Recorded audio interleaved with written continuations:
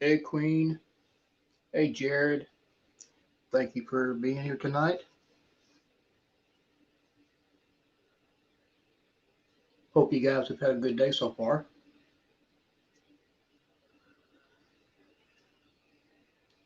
Here I am trying to get my coffee situated, get the camera situated. Queen, my sister, I need to check something real quick. Okay, cancel that. There you are. Hey, Amy.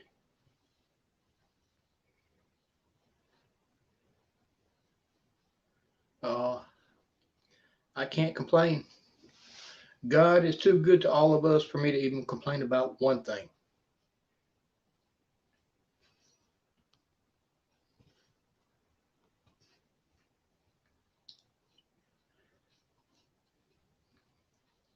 Guys, tonight is really going to be kind of,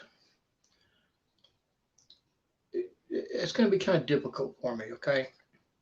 And I'm trying to wait around to see if I'm trying to read what's up here.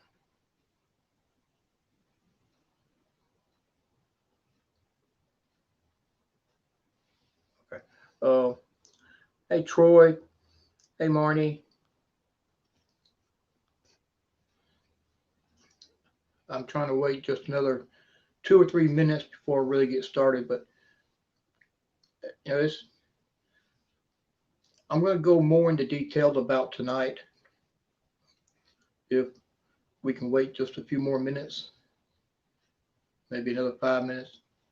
Hey, Krista, thank you for being here.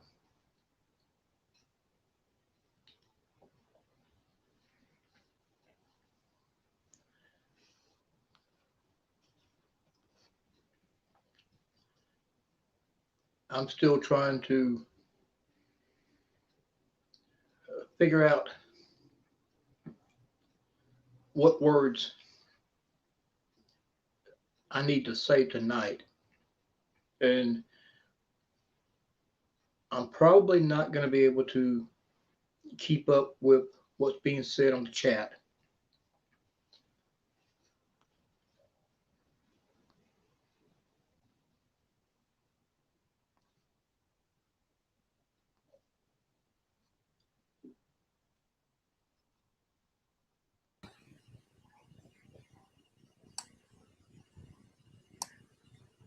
Hey, Bama. Make sure I have this turned. I may not. I don't. Now I do. Hey, Amy. How are you? I'm I'm actually here tonight. What, I feel like I need to hug you. Let me put my earphones on because even though I've got the volume turned wide open, I can't even hear.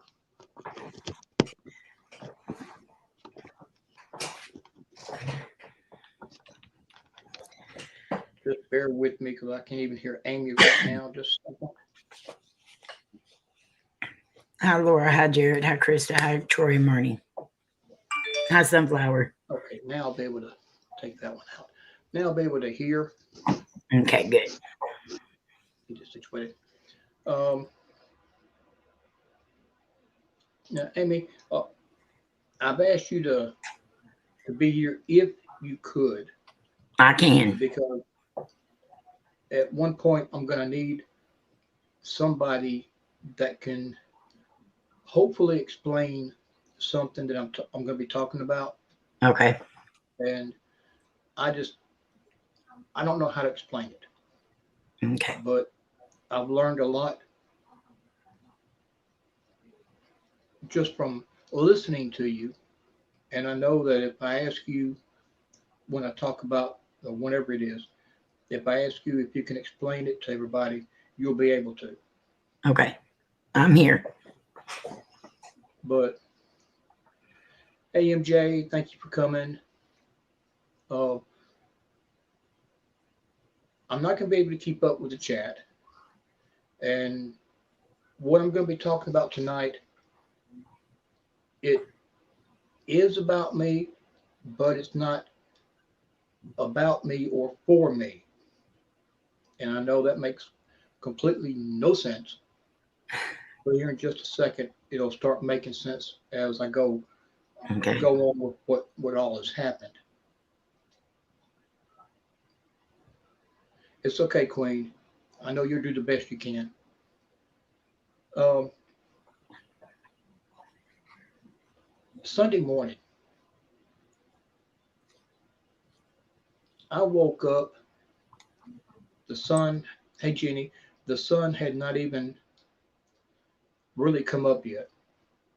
It was pouring down raining, and I woke up just crying my eyes out. That's never really happened before.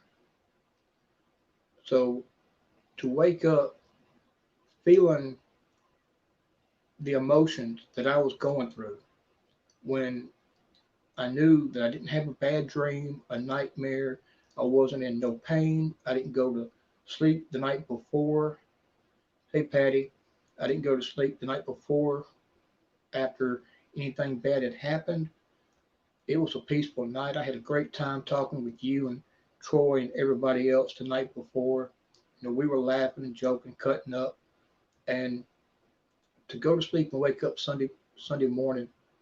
That was Saturday night that I went to sleep, but to wake up Sunday morning and it be pouring down raining and I'm crying my eyes out. Now the weird thing about that is it lasted all day long, off and on all day. I was just crying like a baby. And at first, I really didn't know what it was. But then slowly, I started realizing more about what was going on. And it wasn't anything about me.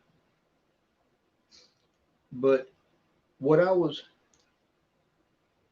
what I was feeling at that time revolved around somebody else.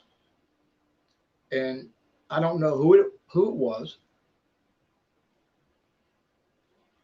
Nobody had said anything to me during the day. So I may know the person and I may not. I'm just being honest. I don't know. But it's okay, Krista. Just hang on because there's a whole lot that needs to be said. At first, like I said, I was trying to figure out what's going on. And then I realized it. I picked up on it. And normally I do what Amy has taught me and a whole bunch of us to do. The first thing I thought about was let me distance myself from what's going on. And I thought, let me distract myself the way I normally would do. Because one thing that I really haven't shared with a lot of y'all is there's times when I pick up on what a spirit is going through or went through before they passed away. There's been times when I have carried on a conversation with people in a chat and was explaining what the spirit, male or female, whichever one it was, what they were experiencing. And I didn't know the person in their chat that I was sitting in at, but you would think you were reading one person's comments because I wasn't really keeping up with what she was saying or he, whoever it was. But when they would stop, by the time by the time I got through reading theirs, they were already posting something else because mine was now up on the screen. And I kept just typing what I was picking up on. That person and mine was in line with each other every step of the way. And you would think that it was just one person writing the whole thing. And that by itself is just odd for me because, like I said, it's never happened before. But being able to pick up on what a spirit is feeling, or even what a person is feeling, that has. And that has happened for many, many years. But that's not what tonight is about. That's just trying to help you understand a little bit. And once I realized what I was feeling, then I decided I'm not about to back away from this. I'm not going to try to distract myself by listening to the radio or going out and doing work with the horses. I'm not going to do that. Something about it it told me that I needed to. This is just my heart, not what I was actually feeling, but inside my heart, something about it was telling me embrace it, and that's really what I did, and that may be the reason why I cried as long as I did. But if you look at what I decided to title this thing, I have actually been wearing a mask around each one of y'all, and there's been times when y'all have heard me joke around and try to. I'm trying to figure out what this notice is. I haven't touched nothing, but it says hide current comment, and I don't You know can why. just you can just click on another comment and then click on it again, and But it'll take all that away. there's been times when I've been joking with you. That's going to bug me. I'm sorry. I'm trying to stay on track, and I can't. What comment am I supposed to be trying to hide? Just move up to any other comment and click it, and then it's the first one you touch, the StreamYard one here. Well, So you can just click any other comment and then click it again, and all that'll go away. that's going to bug me. Um, there's been times when I've been sitting in the chat with you guys, and I've joked around with y'all and trying to make y'all laugh.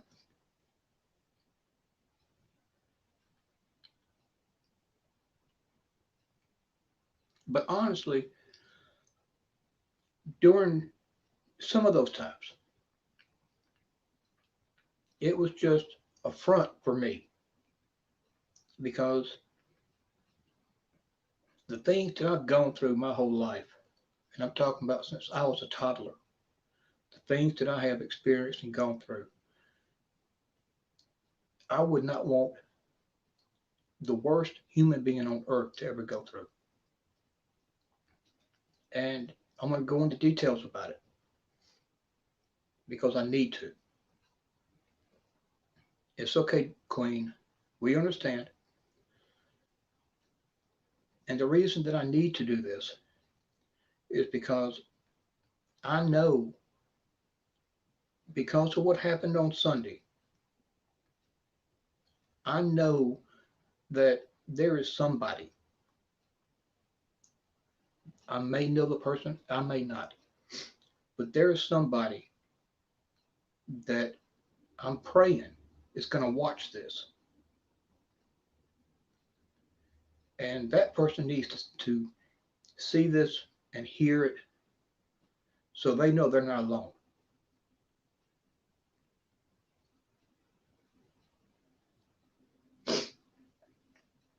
Um, I'm going to start really, thank you, Jared. I'm going to start from when I was 3. Just start there for a second. I had, growing up, the worst childhood any one person could ever go through. And when I was 3, excuse me for just a second.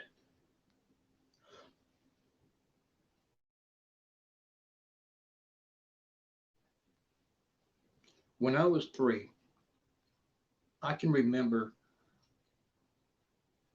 riding my little tricycle and my dad being on the back porch, drunk as he always was. And as I'm trying to ride my trike, he's sitting there, you know, and throwing firecrackers at me. Now, this wasn't a playful thing for him. He was actually trying to hit me with lit firecrackers. Some of them did hit me when it exploded, that they did hit me. Most of them fell right there beside me on the ground. This man made it a point that I understood, in his opinion, and these are his words, I was a abomination to mankind. He's talking to me when I'm a child. He beat it into me for me to understand that my being alive was a mistake.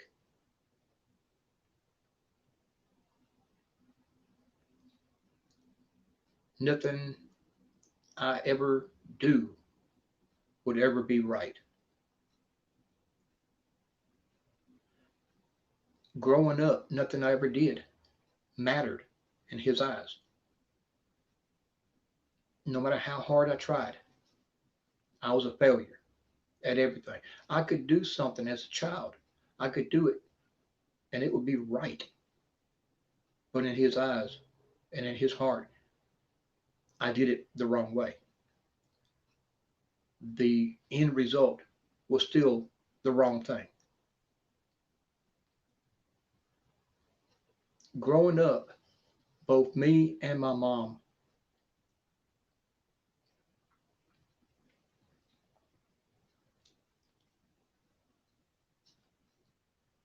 both of us was basically a prisoner in our own home. She went through the same thing without me realizing it that I was going through. Now, on top of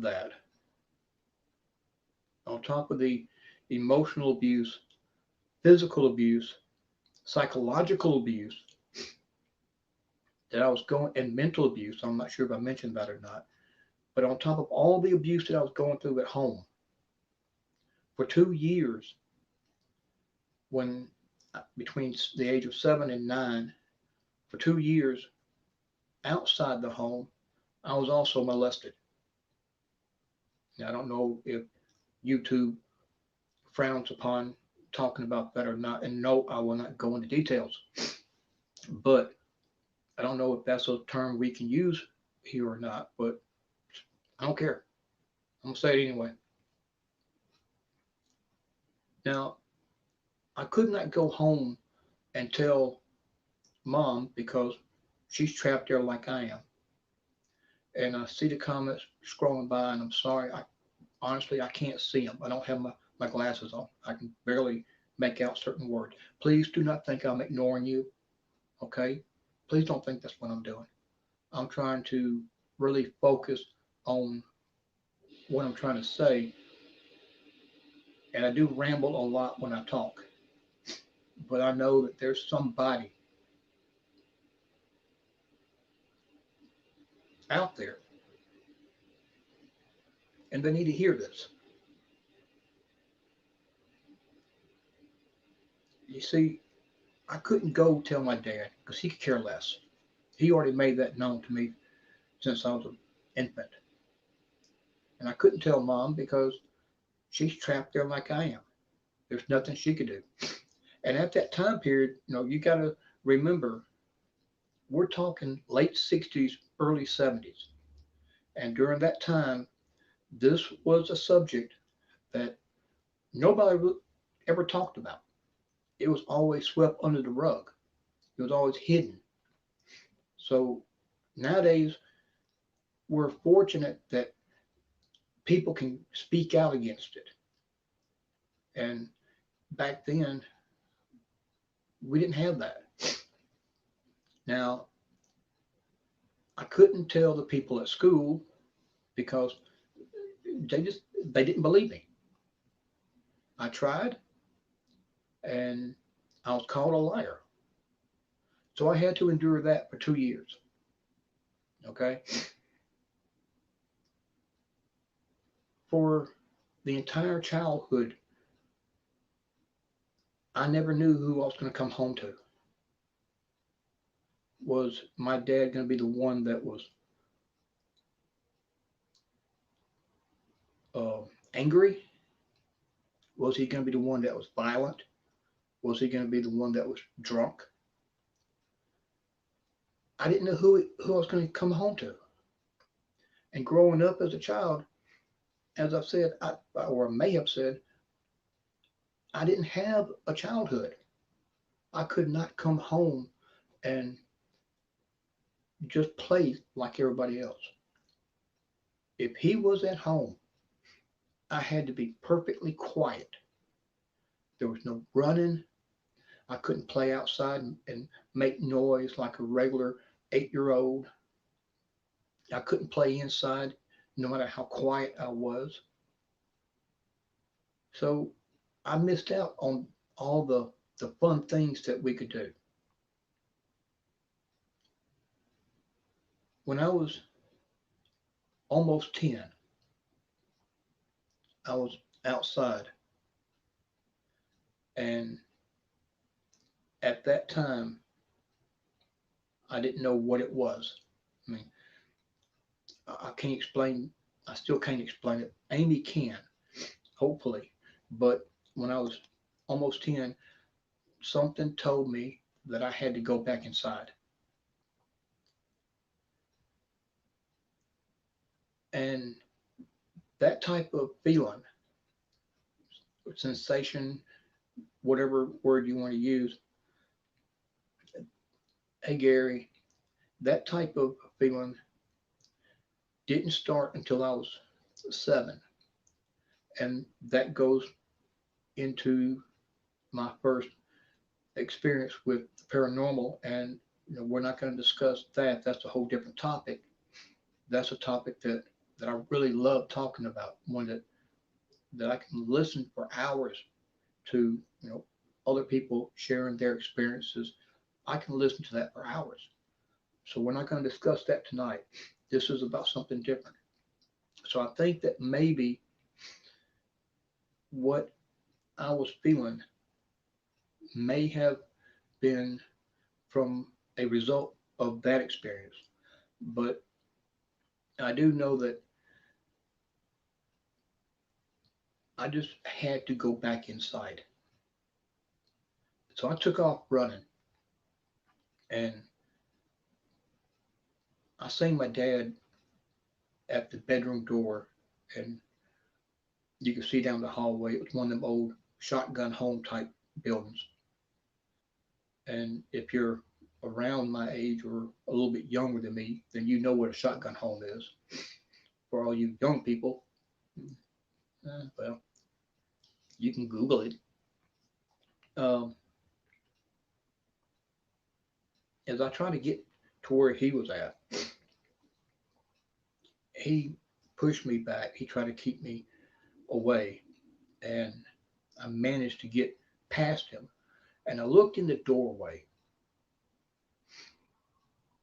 which where the door he was standing in was the door that led to him and my mom's bedroom. And I looked in the doorway, sitting on the bed.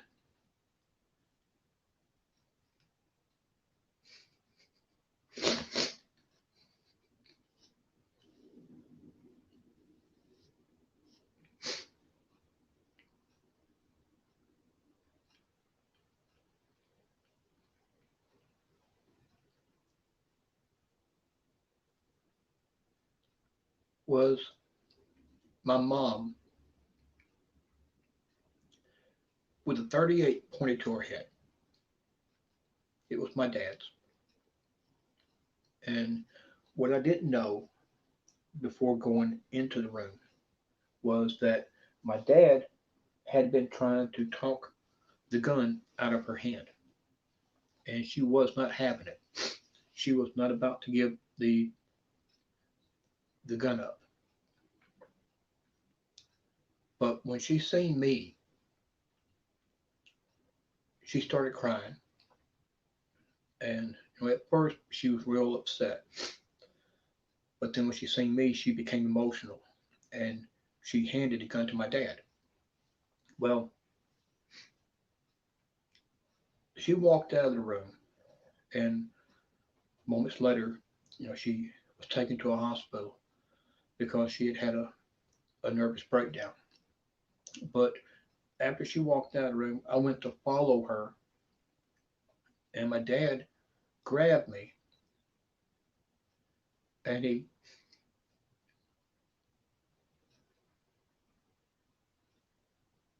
shoved me up against the wall.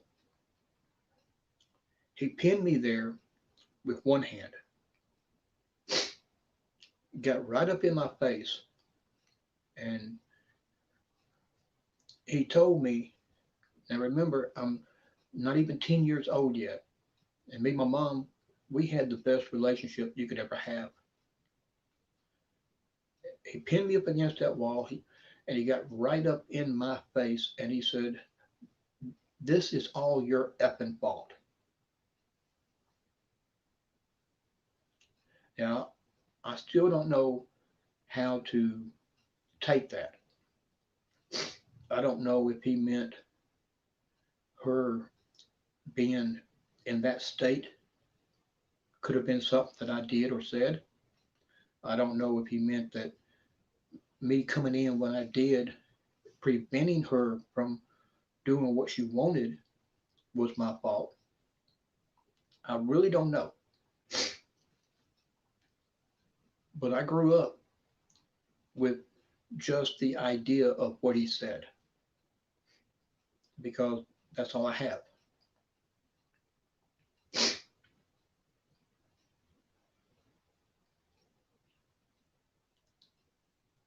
As you probably read on Twitter,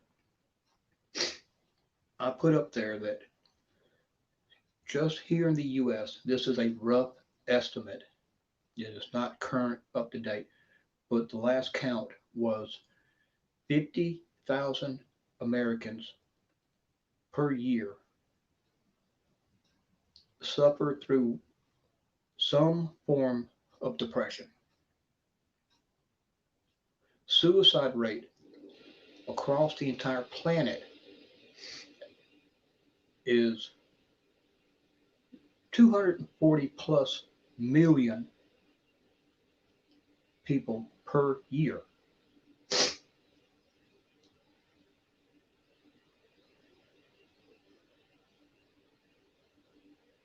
When I was able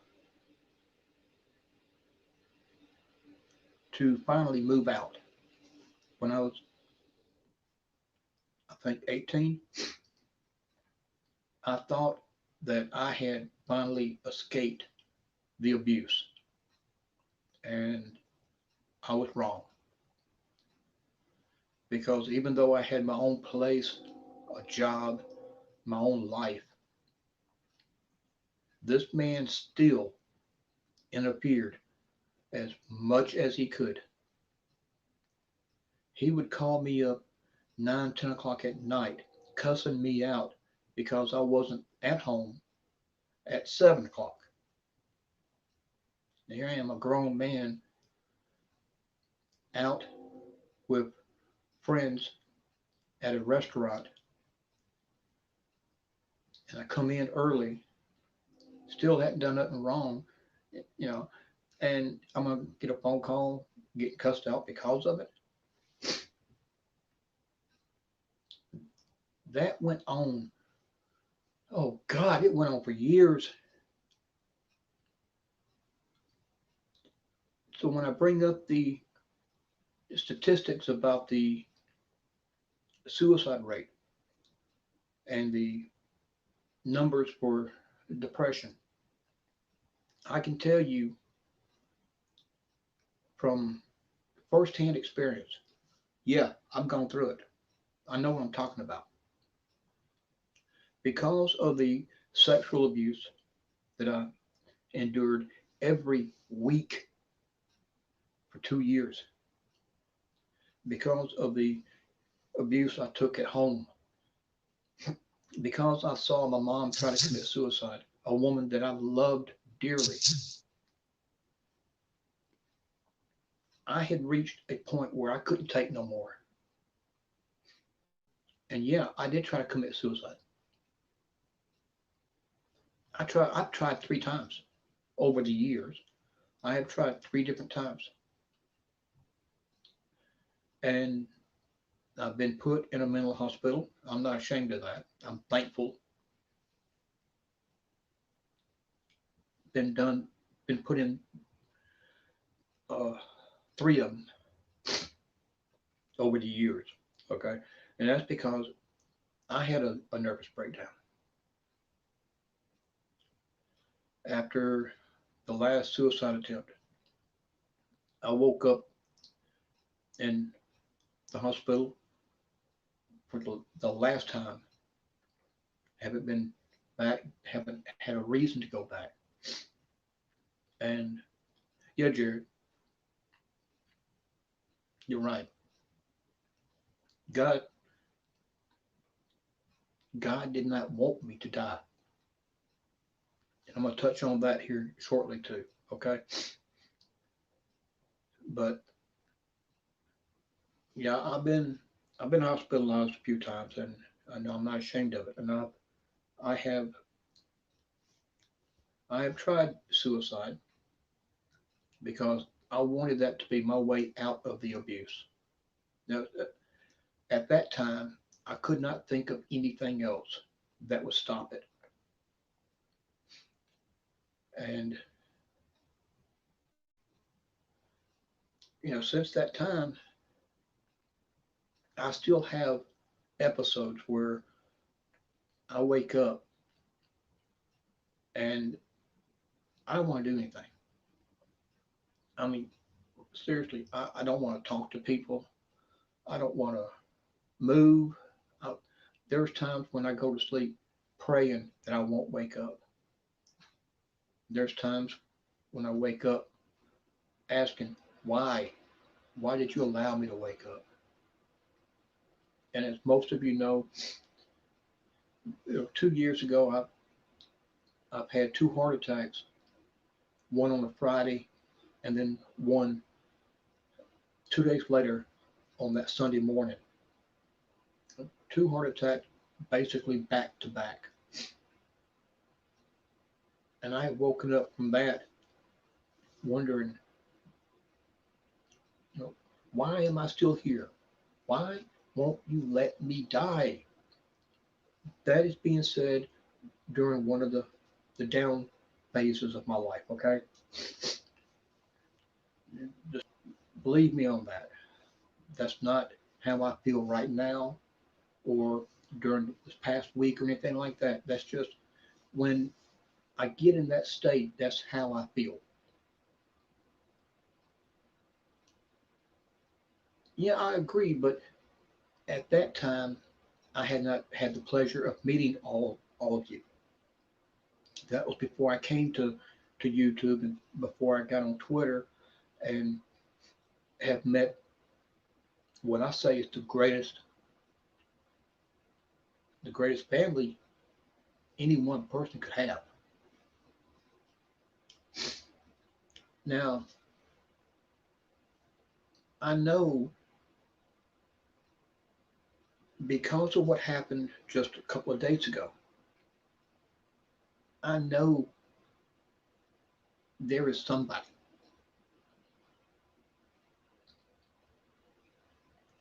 I don't know who it is, but there is somebody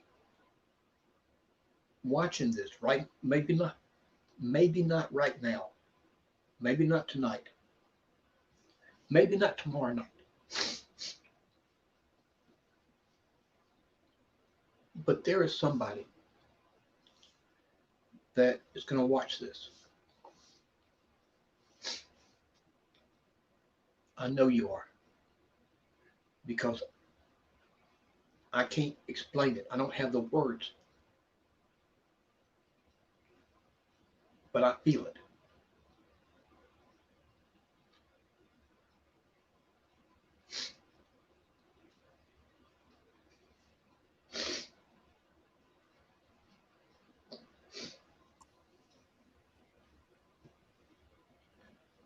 Right now, you feel like you're all alone. What you are going through, you feel like nobody sees it, nobody realizes it. And right now, what you're feeling is that you don't matter.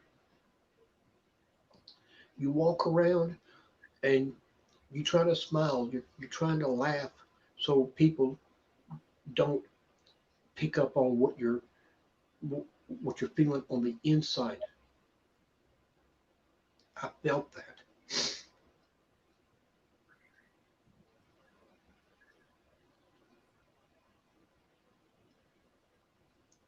Here's what you need to know.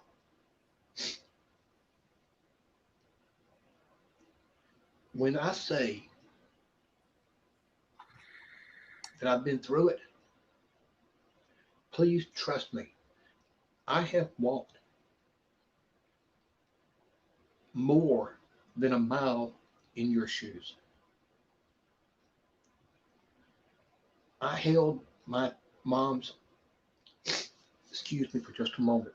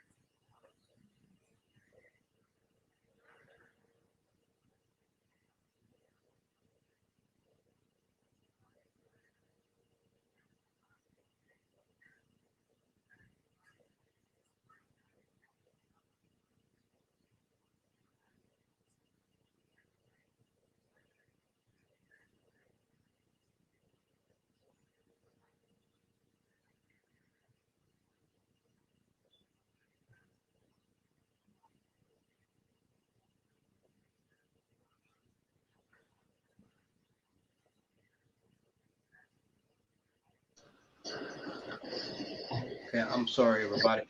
I just wanted to No apologies necessary. get straight again. So, like I was saying, if I tell you that I have walked a mile in your shoes, please believe me.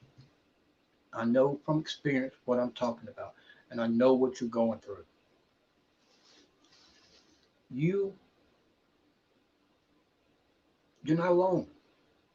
There are a lot of us on this planet that go through the same thing.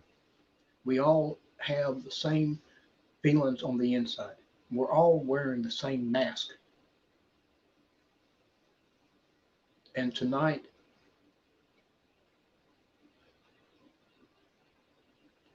I'm taking mine off. Not because I want my family, which is here with me, to know the things that I've gone through. They're here for support.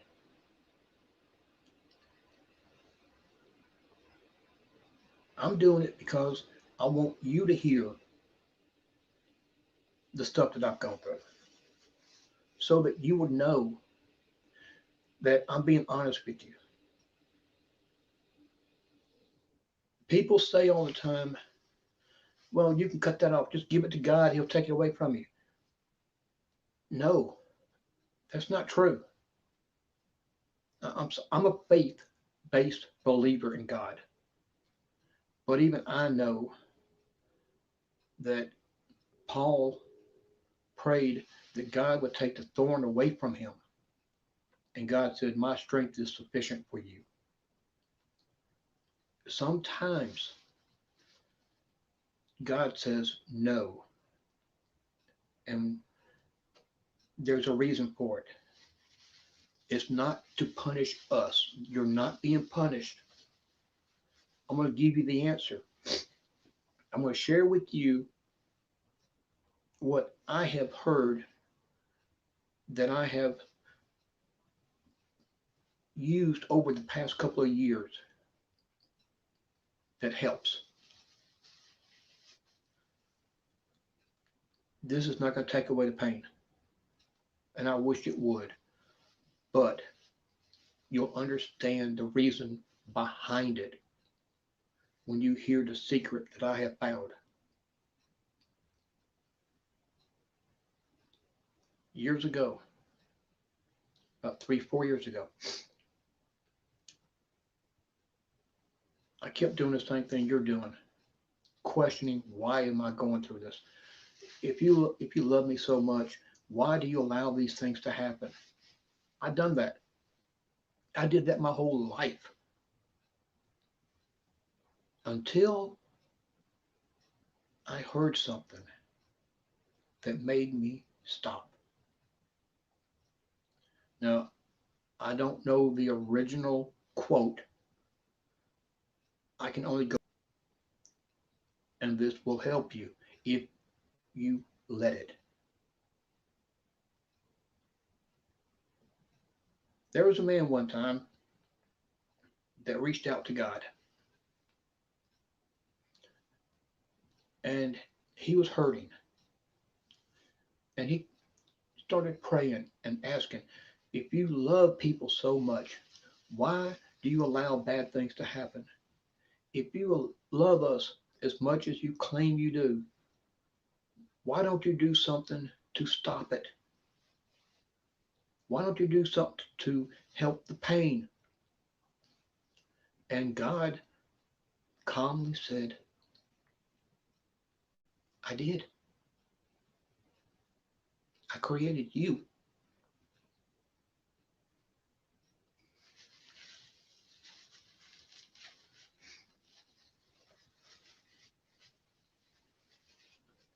Right now I can guess what you're thinking.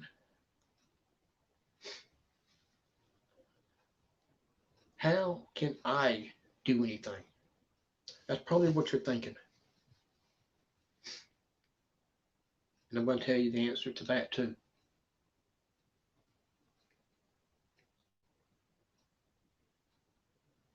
Do what I'm doing. Do what I have been trying to do every week for the past several years. Be the voice for those who don't have a voice. Be the shoulder for someone to lean on. Have the ears for someone who needs to talk.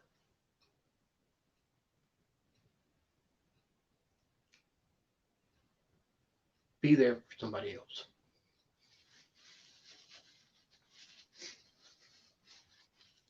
Growing up, nobody was there for me. I had no support. I lived in the shadows. And I can sense that that's what you're going through.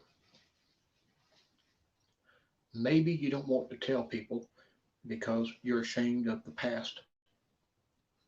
Maybe you don't want to let others know because you don't want them to look at you different. And that's okay. I'm not going to ask you to do that. But I am going to ask you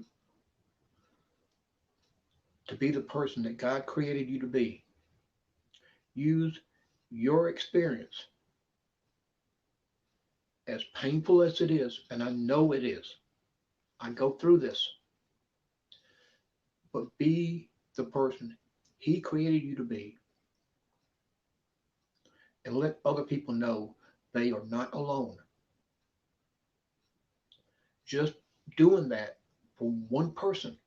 Maybe it, that one person may not be here tomorrow if you don't reach out and let them know that you're going through it too.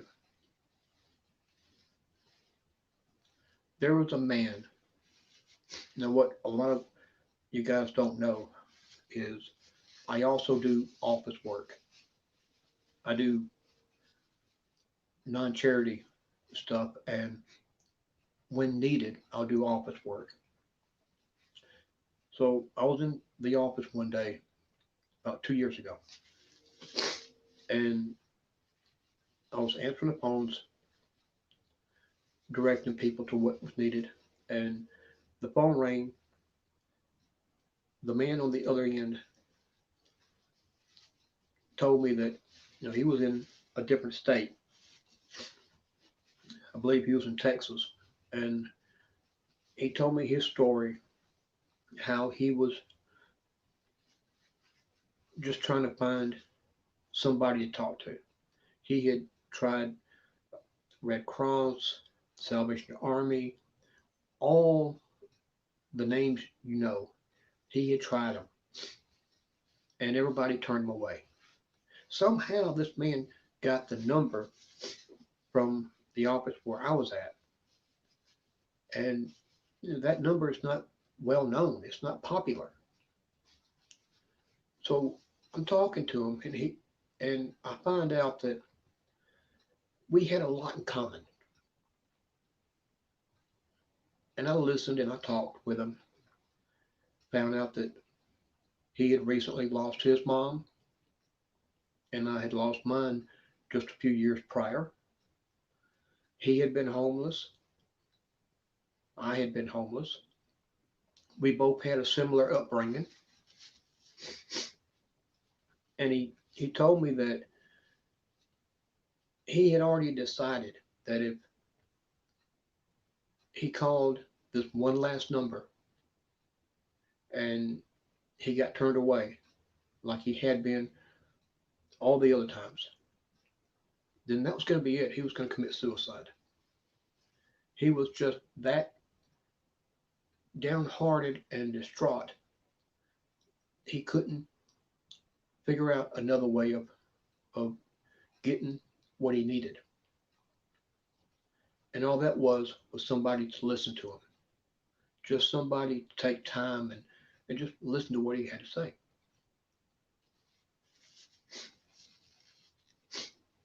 We talked for over an hour.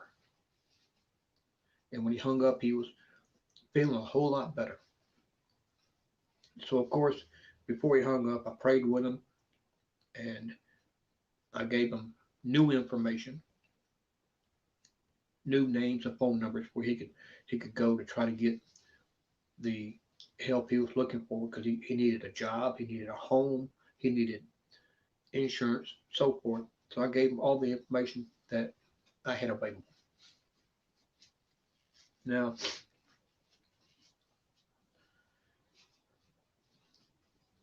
I want you to understand that the pain that you're going through, the experiences that you have had over the years, you can use that to lift somebody else up. When when you talk to somebody and you let them know that they are not alone in life, they are not being ignored, they are not a shadow that people don't see. When you reach out to them, you can really, you may not believe this, but I'm being fully honest with you here. You can brighten their day and turn their entire mindset around from wanting to end their life to wanting to keep their life going so that they can brighten somebody else's day. And that's what I try to do every day now. That's why I joke around as much as I do. That's why I laugh as much as I do. It's because I want others around me to laugh and smile. I don't know what kind of day they have had. They may have had probably the worst day in a long time, but at least for 5 minutes, I was able to make them smile, make them forget what their day was like. Be that person. Draw on the hurt that you feel inside and use that as an energy to lift up somebody else. Now, like I said, I don't know who you are. I may not have met you. Maybe I have. I don't even want to know if I have or not because that's not important. What the goal for tonight, what the goal for this live stream, this video that you are watching, because I don't even know if the chat will be up and available by the time you see this, but the goal is for you to understand that, as I have said several times, I'm trying to get you to sink it in. You are not alone. We see you. People like myself and others, we see it because we've gone through it. Maybe somebody is still going through it, and they know you're there too.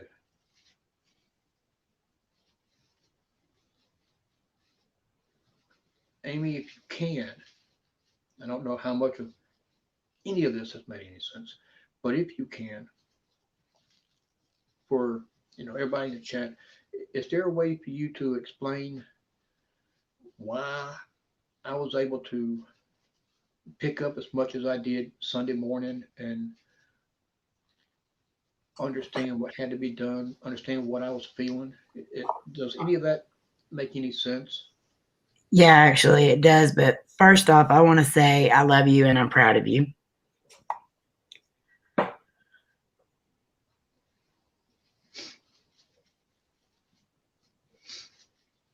Can you hear me? Is Amy still here? Can you hear me? Hello, hello, hello. Okay, I can't hear nothing.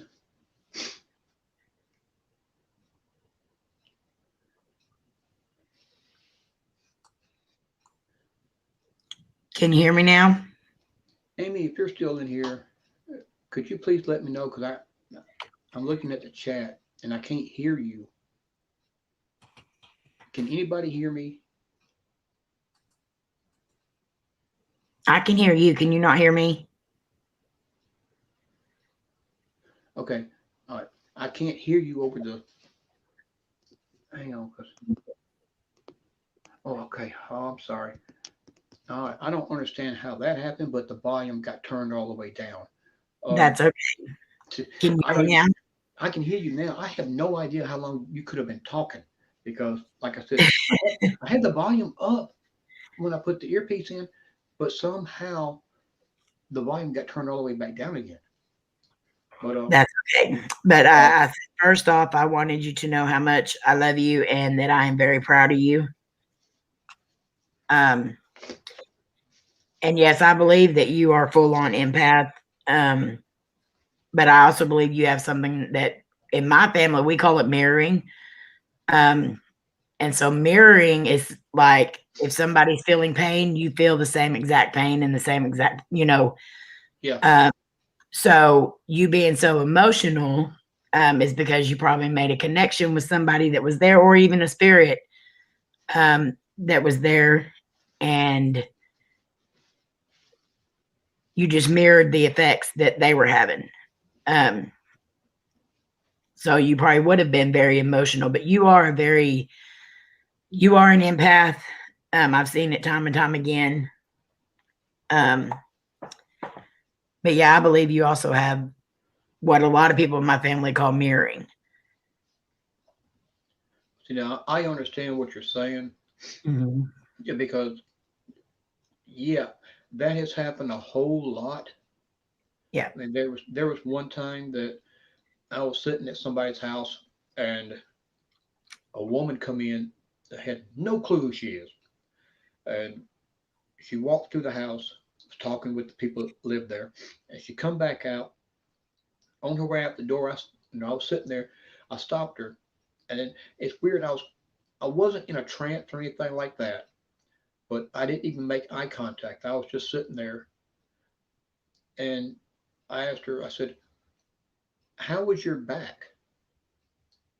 And she looked, "My back?" And I said, "Yes, ma'am. How is your back doing? You had a pain," and I told her exactly where it was. And I said, "How's it feeling?" And she went ahead and let me know that it's still there and it hurts like this. And I said, "Okay, it'll be gone by." And I called off what day. I said, "When you wake up that morning, it'll be gone." And a week later, the lady that I went to go visit called me up and she asked me if I remembered uh, the time that I done that. And I said, "Yeah, I remember it." She said, I, she just called me and told me that she woke up and that pain was gone. And I said, "Yeah, I know. I already knew it was going to be gone." So, I can understand that. Yeah, I see that in you a lot. And I do know you're very sensitive. But I also, another thing I want you to know is as much as you want us to be happy and you want us to smile, we want the same thing for you. So don't ever hesitate.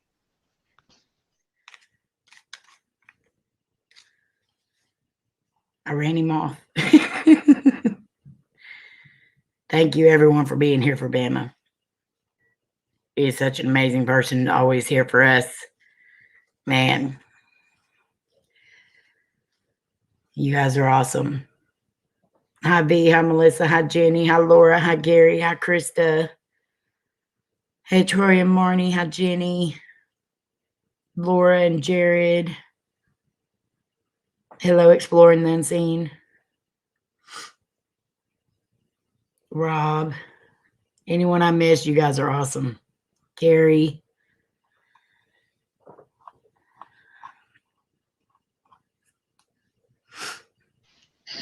I'm sorry. I'm sorry. You're fine. Um, yeah, I am happy. I mean, now, now I am happy, and things are a whole lot better. Yeah.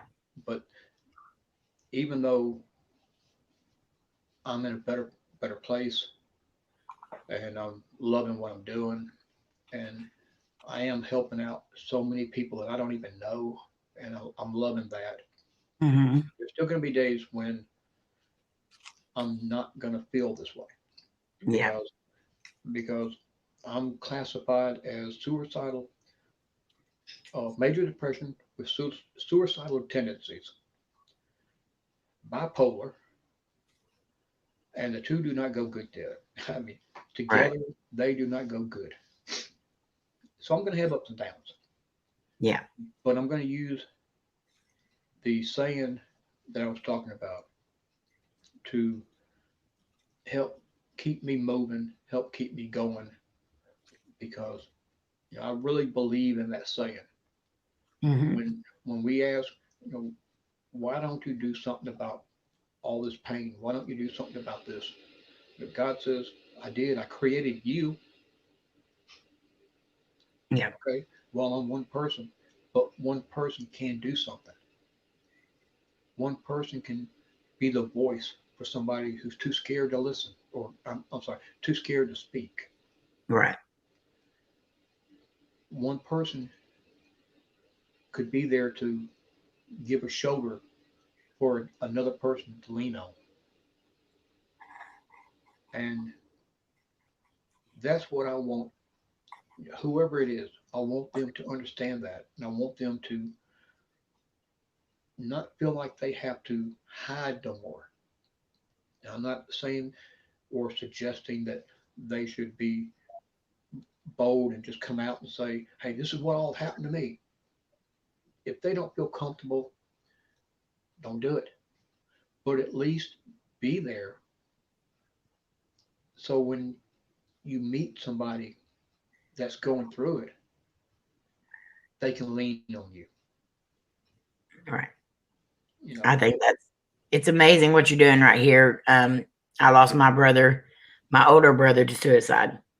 yeah, Um, and a lot of times they don't show any signs of it. They don't want anyone else to see it. And yeah, it's good that there's people like you that open up and give people an opportunity to come to you. So that's an amazing thing. And telling your story, sharing it with people, that's just going to help. And even if it only helps one person, that's all that it, matters. it's so worth it. Yeah, that's the way I feel about it. I am only one person, but maybe all I have to help is one person. That's And right. I'm not saying that I'm the one who comes up with the number. Maybe God only wants me to help one person. Hmm. And one of the things that we have to remember at all times is we can't be a servant for God if we're not 100% in agreement in serving Him. We can't be the vessel if we don't want to. He can't move things unless we allow Him to. He can't help somebody if we don't allow Him to do that. That's right. I'm so sorry you had to go through the things that you did when you were younger, but your father was wrong about one thing. You are here for a reason. You do have purpose, and you've proved it to every single one of us here tonight.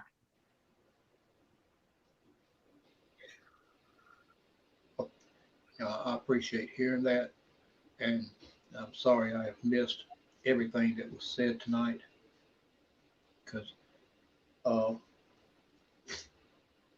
I've been trying to concentrate on what I was saying, and I wasn't even looking at the chat. So, guys, I'm sorry if I haven't responded to any of it, but uh, tonight it wasn't about me. It was about someone that I hope and pray this will reach, so that maybe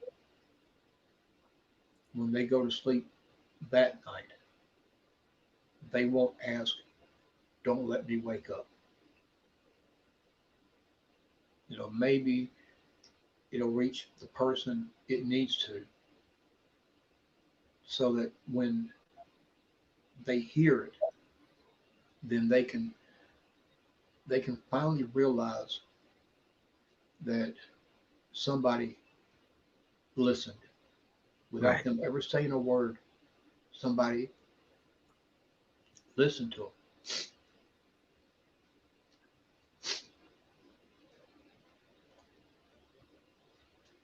But yeah, I do wear a mask a lot, but not tonight.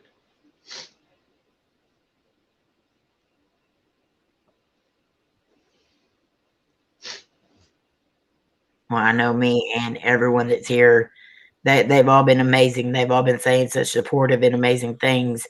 I know we all appreciate you trusting us enough to share this.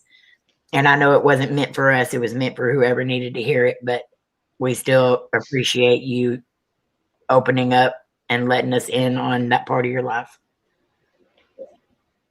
Well, you're right. It was for somebody else, but it was also for you guys too, because like I said, a lot of times I joke around and all of y'all think that everything is going good in my life and I'm happy and bubbly. But truth is, there's times when I joke around with you guys but inside I'm crying, Yeah. and that's because I have the ups and the downs, and I still have the scars from my memory of what all has happened. And I have always been told, even just recently, this week, well, if you give it to God, He'll take it away. Yeah.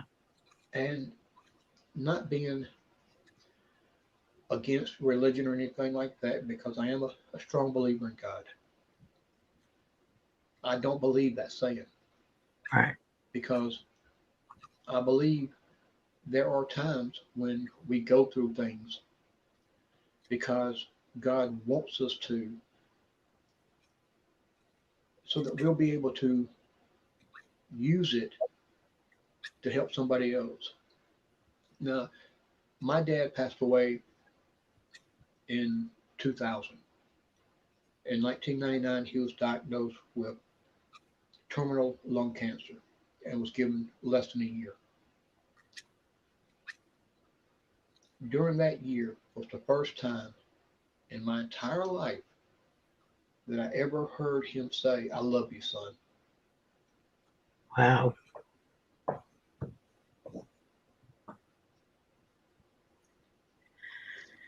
I,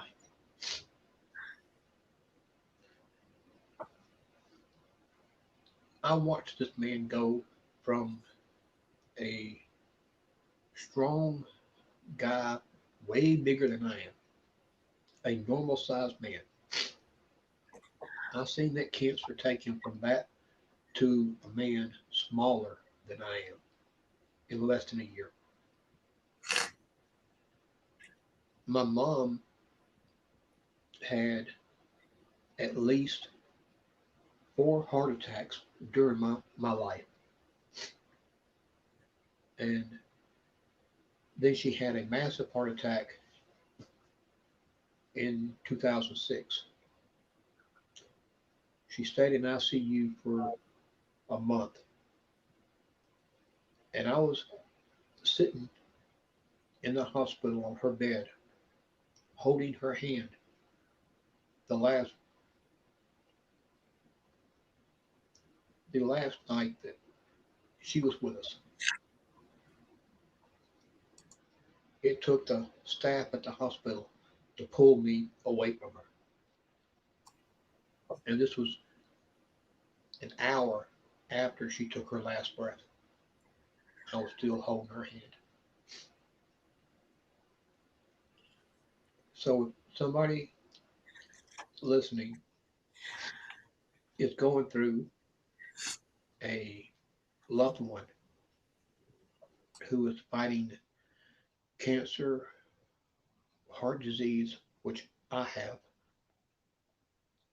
I know what you're going through. So that's something else that I can honestly tell you. I've walked down that road right beside you.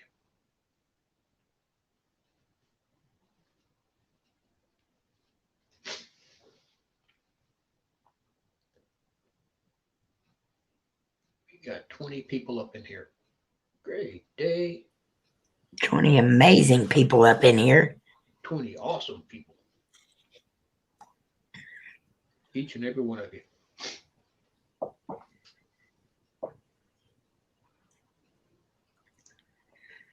Now let me ask you this. We've talked a little bit about the empath. What does it mean? And I don't remember which one, who it was in the chat a couple of weeks ago. But what does it mean when you're doing somebody's doing a session and Mhm. they start getting that headache? It just means that you're like, for me, if I start feeling the emotions a lot or the energy starts getting to be too much, then that's when it starts giving me a really bad headache. Because the reason why I'm asking is because uh, not this past weekend, but the weekend before, during somebody's live stream, I started getting one of the worst headaches I have ever had. And it honestly felt like right here, right between my eye and the bridge of my nose, it felt like somebody was trying to push my eyeball out. That's just how strong it was. And I've never had that happen before. But after the stream ended, it went away. So I'm not saying that it had anything to do with them. My first thought was it was related to it, but I'm not the smartest apple on the tree. So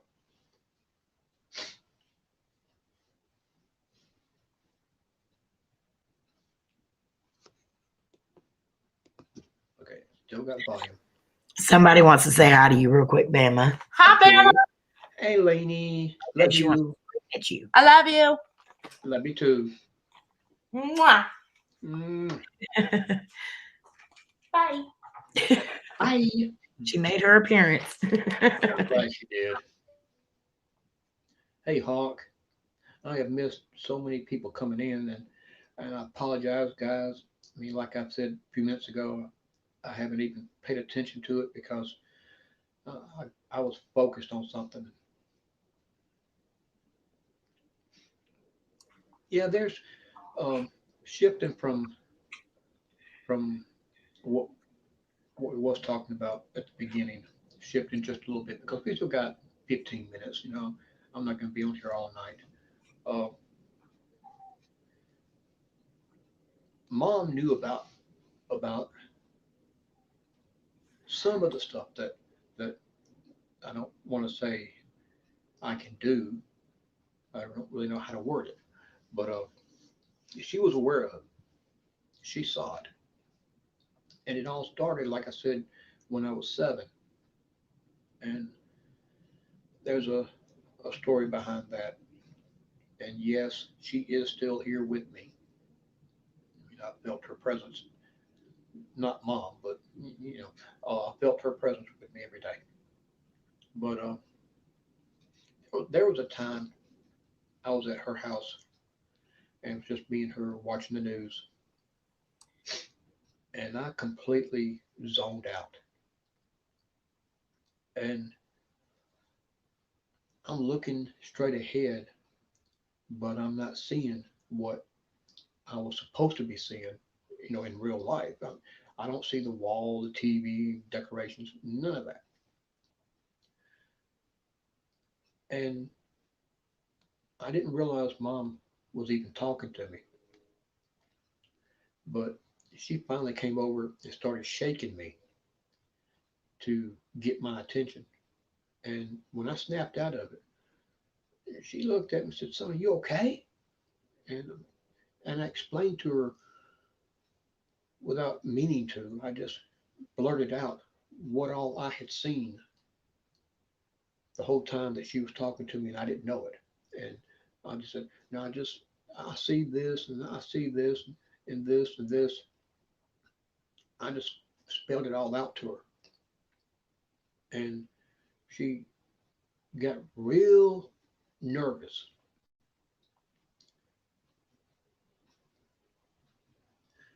Well, thank you, Jared.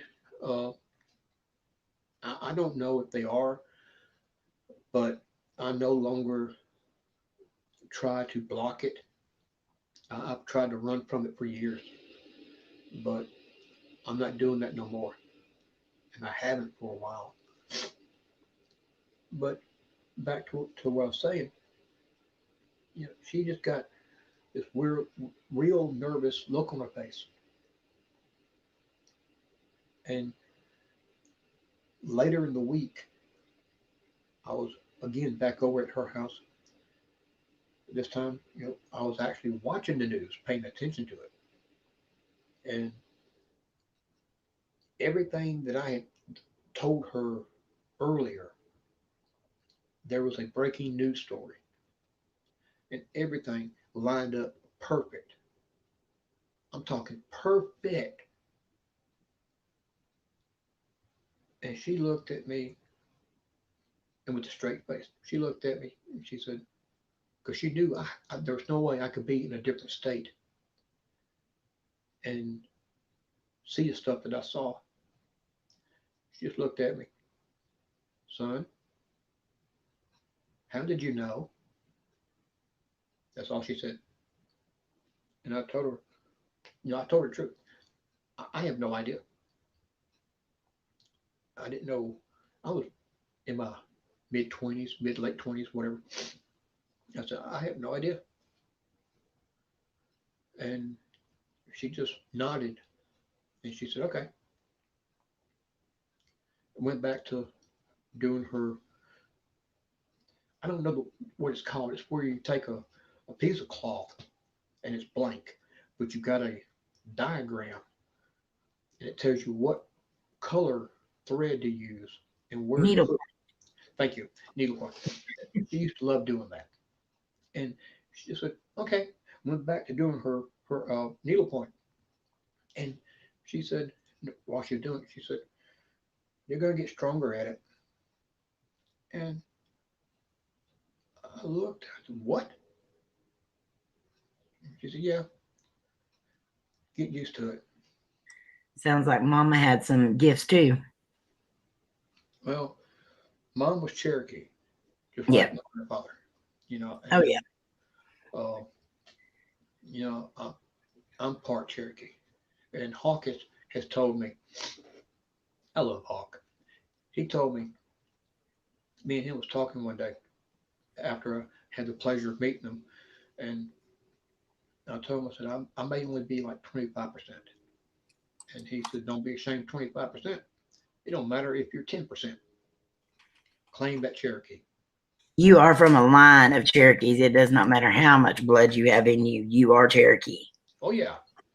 And right now, you know, whenever we talk about it, me and people around me, if they're joking around and they say, you just one crazy white man, I'll look at them, I go, don't you downgrade me, call me white. I'm That's me. crazy. I check off American Indian. I don't check off white because I am proud of my heritage. But Me too. I feel like whatever voice you heard telling you to go back into the house when your mama needed you, that was probably her spirit guide getting you because she knew that's what your mom needed to see. And Yeah. so I'm sure she was very gifted as well, just like you. I can remember I was sitting on the floor on a Saturday, little bitty kid at 8 years old, 9 years old, somewhere around there, and I'm sitting in front of the TV watching Saturday morning cartoons, and Dad come in, and he had just gotten a phone call that my grandmother had passed away. Now we called both his mom and my mom's mother the same thing. So whenever he came in and told Mom that Mama, that's what we called her, called his mom and her mom, that Mama had passed away, she naturally thought he was talking about his mom. And I didn't look at her. I did. I just sat there, focused on the TV, and I just calmly said, "No, ma'am, it was your mom. I'm sorry." Oh, she looked at me and she said, "Son, that is the nastiest thing you could say. How rude of you." And my dad looked at me like, "How?" That's the only thing he could think of. How? And he looked at Mom. He said, "No, the boy's right. I'm sorry, but it was your mom that passed away." And there was no way I could hear the conversation when he was on the phone. And the phone was on the other end of the house. And I'm sitting right in front of the TV going. So that type of stuff happens all the time.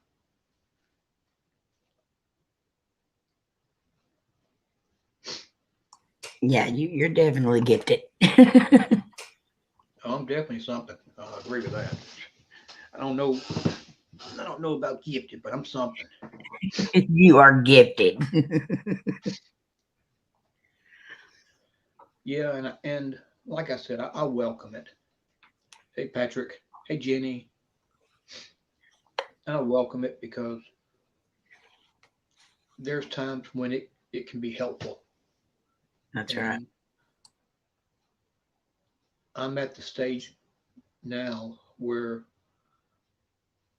I want to use it to be helpful.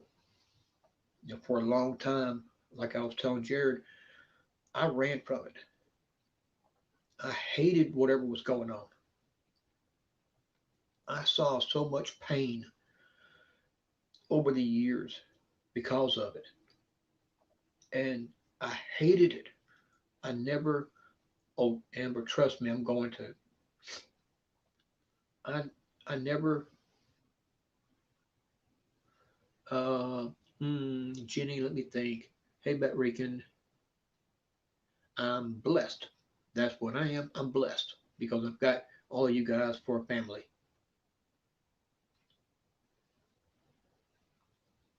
I've seen so much pain over the years without understanding what it was or why.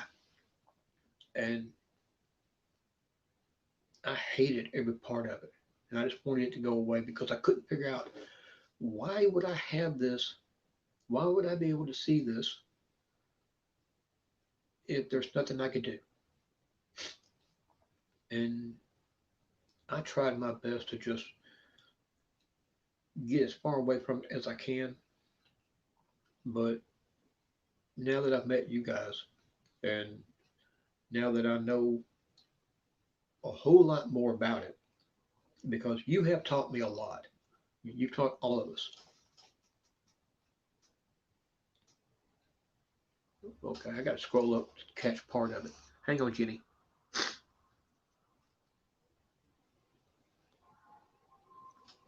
Well, thank you, Jenny. I love you so much. Uh, really, you have taught a lot of us. And that's why whenever you start to explain things, I really pay attention because I learn so much from just hearing what you say.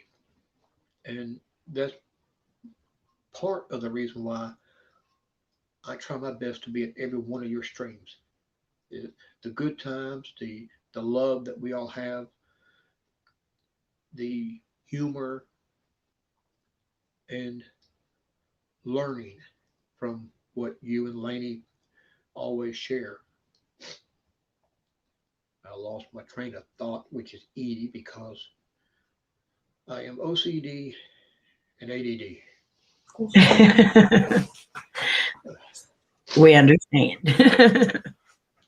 For real, I am OCD like crazy. Do not put me in Walmart because somebody went to Walmart with me one time years ago, and I spent 3 hours in Walmart straightening shelves.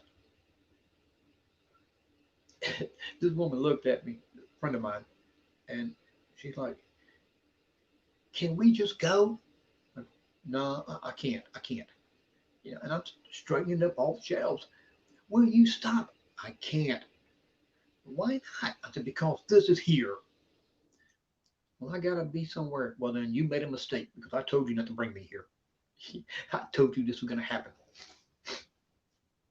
Every time I go to a store, if I see something out of place, I have a very hard time stopping myself from straightening. Squirrel.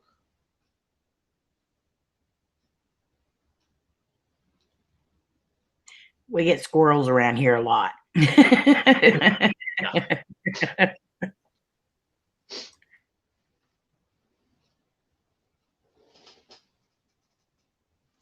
No, Hawk, you and a dork. Ain't no way. No, you're definitely not a dork. You're funny as all get out, but you're not a dork. Yeah, Jenny, I'm the same way. I don't mean no disrespect if I go into a person's house and I see a picture hanging slightly crooked. I'll go and straighten it. Don't come to my house then, Bama, because I always got that crooked picture. And that crooked cross. Mm. Yeah, Queen, I'm the same way. I just, yeah, too funny. Um, yeah, that's like I said, that is a subject that I could talk about for hours, listening to, talking about. I mean, it's for a lot of people, they freak out, they get scared, but for us, we love it, we enjoy it. You know, we we thrive on the experience that we catch and being able to hear what other people have caught during their investigations. And I have sat for hours up until at least midnight just watching stuff like that.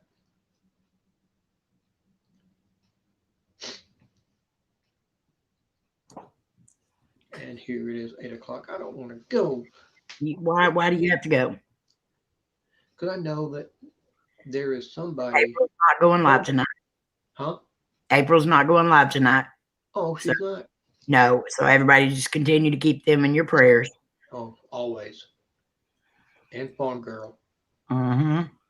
Yep. Or Amy's spinning cross. So if you don't want to get off here, you don't have to. Yeah. I don't want to keep you guys longer than necessary. It's because I know y'all have jobs and y'all got things y'all got to do. You got home lives and stuff like Well, that. just so you know, you're not hurting me any. I'm enjoying myself. So Me too. I'd be enjoying myself even more if I was on the other side of the camera.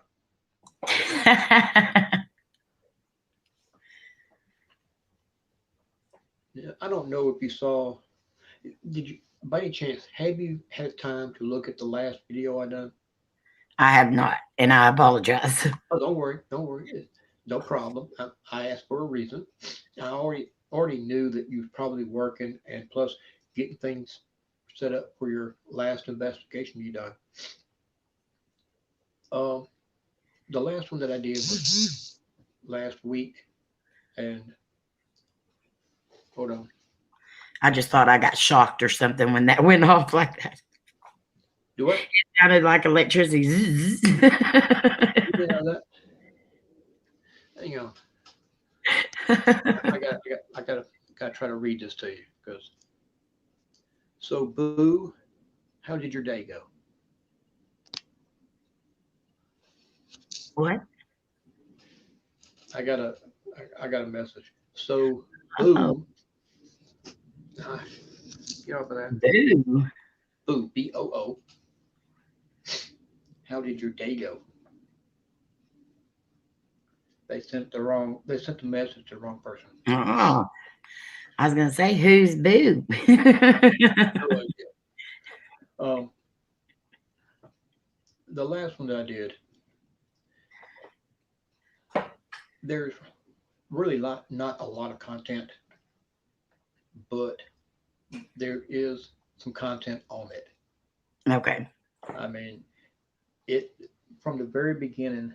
At the very beginning, there's content, and then right there by the end, there's what I consider to be positive responses, which made me happy. But the beginning content really wowed me because Oh, that's awesome. I was I have been waiting for weeks and weeks for this to happen, and then just out of the blue, it they managed to make me smile. That's Yeah, awesome. it's there, and I got some great comments off of it too. I mean, a lot of people was really surprised. There's one or two people that was even shocked by it.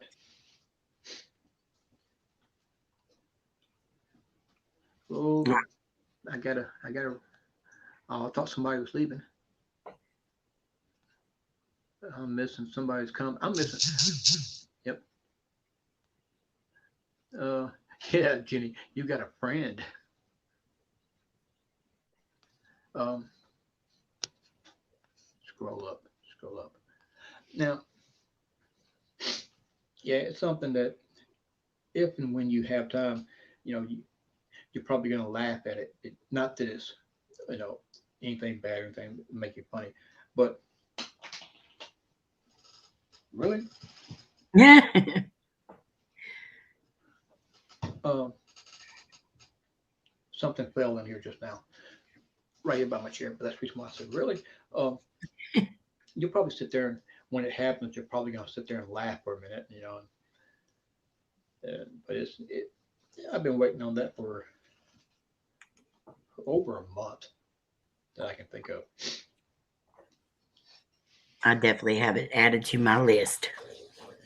I will watch it as soon as we're done here. I'm reading what Jenny's saying, listening to you and reading what she's saying. Something about a video update. Oh, Jenny is going to update everybody on her mother-in-law. Oh, good.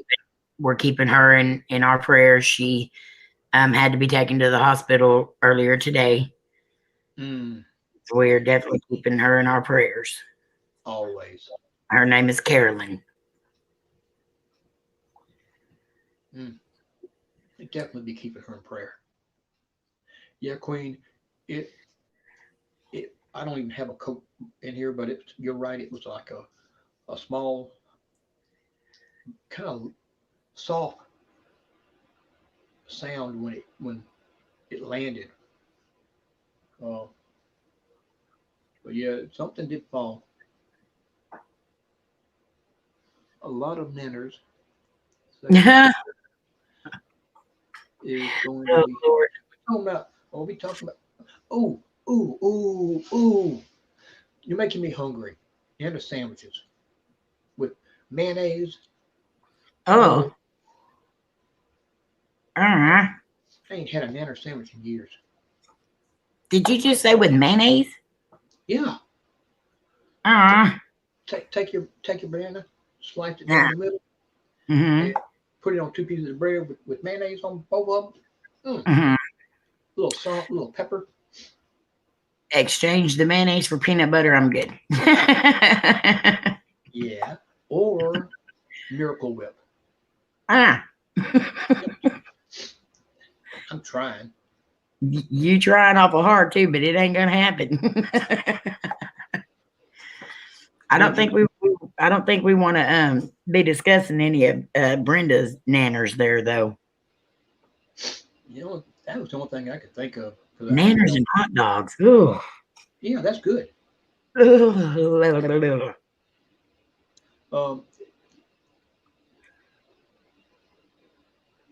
Jenny. Now I don't do Facebook because it's too much drama, too much politics, and I just stay away from it. I do agree with Facebook is a lot of drama and politics. I mainly use Facebook for our group page and for Messenger, and that's about it anymore. Yeah, that's right. You know, um, somebody on Twitter had posted. I think it was yesterday. Where do you get your news from? And it's just a question she wanted other people to answer. So I said, Mhm. well, I get my news from you guys, Right. and On my because the important things that I need to hear, y'all gonna talk about it. That's That's right. how that's how I found out about Screech and you know different things like that. I don't. I've got a TV sitting in here and I don't even watch it. I don't ever watch TV either, unless I put a video that I'm watching on the computer over onto the TV. Yeah. But I haven't watched TV in years. Well, since I started YouTube, I know I haven't. I've basically watched just YouTube. Yeah, me too. That is me. I'll I'll come in for 5 or 10 minutes, try to warm up, get me some coffee, and the first thing I do after I sit down is bring that up. Normally, I already have it up, and I just got to refresh the page. Yeah. and then go through it, find something to watch. And depending on how long I know I can stay gone, that's the length of time I'll pick on whatever I look at. So if I know I can only be gone 10 minutes, I'll find something that's 10 minutes long. Mm-hmm. But it's nighttime. It's whenever after 5:30, I'll sit down and I'll watch something that's an hour long or maybe a half hour, something like that. And of course, as soon as I find out who's going live, I'll try to be there as quick as I can. Right.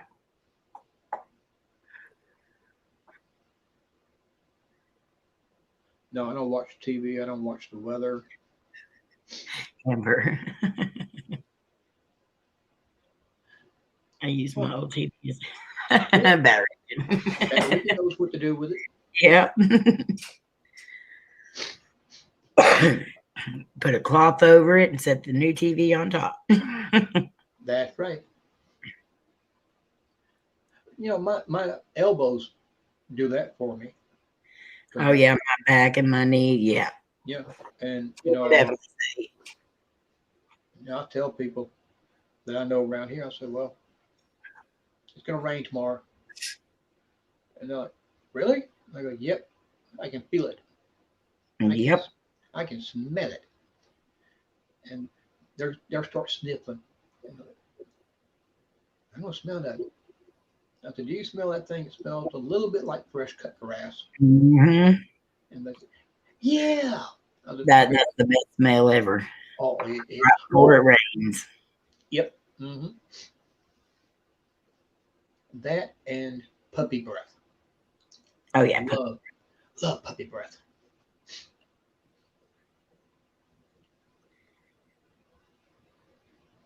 I can't have a fan going.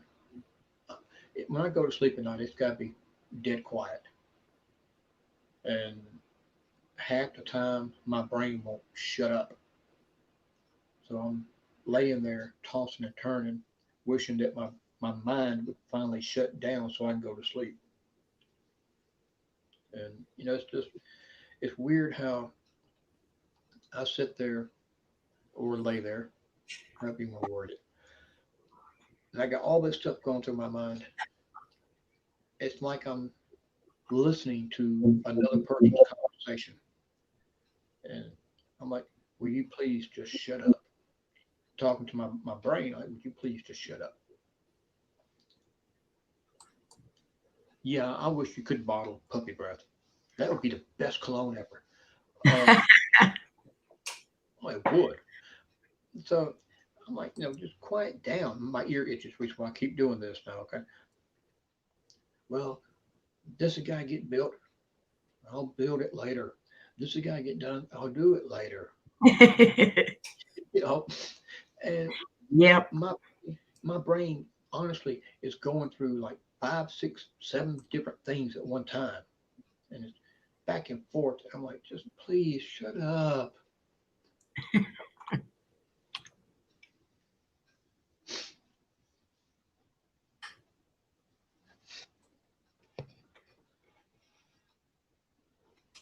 Yeah, there was something I was going to ask you, but you give me a moment and it'll come to me.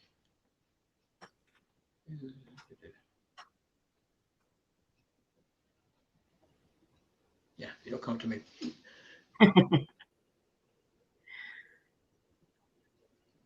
I've been doing that a lot here lately. I have Uh, something I know I need to say or I know I need to do, and then it's like, oh, what was it? yeah. Well, for me, it's gotten worse because of the two heart attacks. My Yeah. memory has gotten a lot worse. I mean, there was a time when you and me could be going into town in a car, and you could point out a license plate and have me read it out loud, and then call me up 3 weeks later and ask me what the license plate was, and I could tell you. Oh That was wow. how good that's how my memory used to be. And now I have a hard time remembering yesterday. Hmm. You know, people don't realize what one heart attack can do to you, much less two of them. Especially when they're right there within 48 hours. And I never would have guessed that I would have a heart attack because I knew I had stroke level blood pressure. I mean, my Yeah. blood pressure is like there's days when it's 220 over 120, Yeah. 232 over 120. And that's normal. I mean, I have that all the time. Yeah. And I never would have thought it would have been a heart attack. But, okay. You had Jared.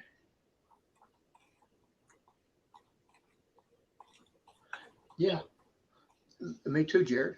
That's a lot of times when I'm trying to say something and you're hearing me pause. Not, I don't want to say stutter, but I'll stumble on words, and it's because I had something that I was going to say. I knew it in my head. I was on the verge of saying it, and then all of a sudden it was gone. And I'm like, and I'll just stumble over it. That's young Doris, 35. That's I about take 3 pills for my blood pressure every day. It goes well. extremely high. I went past heart attack and stroke level and went right into having seizures, and that's the only thing that saved me from having a heart attack or anything. Is that it shot up so fast that it threw me Yeah. into seizures. Mm-hmm. I've had it go up only one time where it left my nose bleeding real bad. Yeah. And I've never had a nosebleed before, but uh, I was trying to get checked out, and I already knew blood pressure. That was just instinct. And the stupid nurse kept asking me about allergies and have you done this? Have you done that? And I kept Mhm. telling her, check my blood pressure. And Yeah. it bled for 45 minutes straight. Wow. And, for another 30 minutes, I was telling her, check my blood pressure. And she finally did. And it was like 200 over 110, I think. But it was up there kind of high. Yeah. It freaked her out. And I said, this would have been helpful 30 minutes ago if you'd listened to me.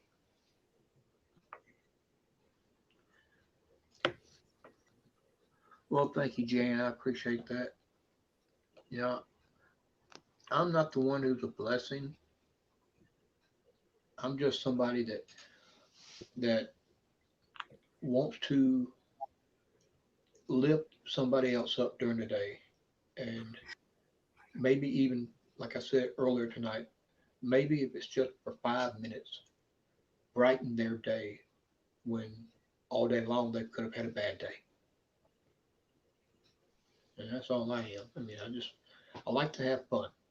I mean, I didn't. You may have been here when I said it, but I didn't have a childhood. I never really got the opportunity to play with stuff.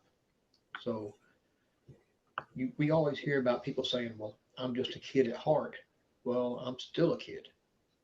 He's still inside, and Right. there's a lot of times when I'll sit there and I'll make the joke, like during Rob's uh, stream a couple of days ago. He was in his house and he was just relaxing, which he deserves because he worked so hard. And you know, well, thank you, Doris. I try to. I mean, I really do. He, Rob, panned the camera around to where he could show everybody something. I think it was the his DVDs and stuff, and you caught a little play set. And I want to say it was like a little kitchenette play set for his Yeah. granddaughter. And I called him out on it, and I told him, I said, "Ooh, I want to come over and play. I want to play." And to me, I was kind of making a joke, but I would have done it too if he had lived next door, across the street, close by somewhere. I would have came over there and got in the floor and played with that thing. I have done it. There was a Thank you, Queen. I had a friend who had a little boy, a little 2-year-old boy, and when he got a little bit older, he was playing with cars and stuff. He was asleep, I believe, but I went over to talk to her and spend some time with her, and her mom came in. So it was just me and her sitting there talking, and her mom comes in, and she came over to see her. So the two women go to a different part of the house, left me in the living room by myself. Big mistake, because I spotted his toy cars, and when they finally come back in and went into the living room, they caught me laying on my stomach, stretched out on the floor, playing with the cars, actually making car sounds and tire screeches. Aw. This woman looked at me. "What are you doing?" And I said, "I was bored." And I got up and I sat back down, on the couch. And she came over and sat down next to me. And she said, "No, you don't. Go put your toys away." I said, "Yes, ma'am." I got up and I picked up all his toys and put them back where he had it. That is so sweet. That's stuff that I actually do because it's the kid inside me. I see toys, I want to play with them. If I see a swing set, in somebody's yard that I may know, I want to go play. Yeah, I got that kid in me that I who didn't get that opportunity, and any chance I get, I let him out and let him play.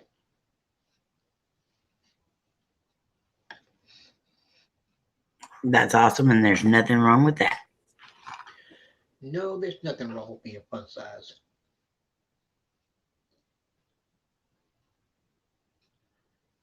Jared, I think you and me together, I don't think people could handle it because we'd be playing with all kinds of toys.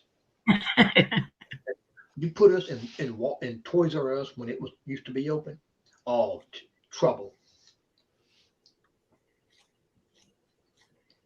We would have the toys on the floor, playing them, rolling them back and forth.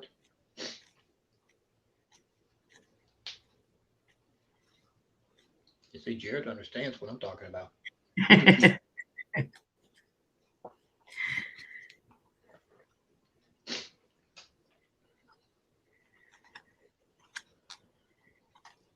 I really hope that whoever this was supposed to be for, I hope it gets to them. I think it will. Really, what I hope is that it'll not only get to where they can see it, but so it will also help. It's, I don't, even though you've explained it, I still don't understand it. Uh, Yeah. but I just knew that I don't know why I knew it, but once I realized what was going on, Hmm. something about it just told me, you need to do this. And the more I thought about it, the more things fell into place. And, for me, that was confirmation that, yeah, I do need to do this. Because if it wasn't meant for me to do it, things would not have lined up. That's right. So,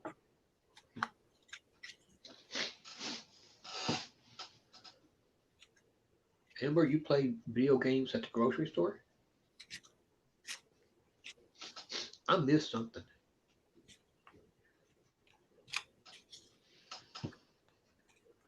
I gotta see what was said. Who just said they walk up by Jared? I should have known it was Jared. He walks up by people in the stores and makes fart noises. Yeah, That's hilarious. I believe it.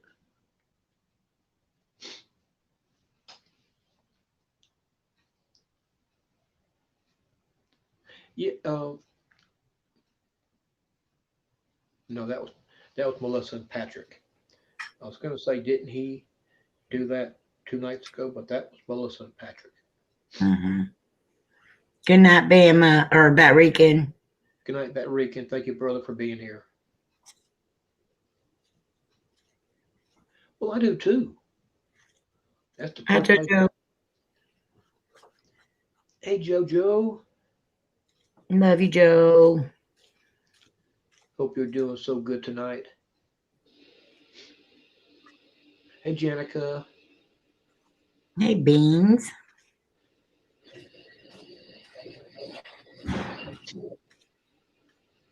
Now I'm actually looking at the chat. It's a little blurry, but I'm still looking at it. But yes,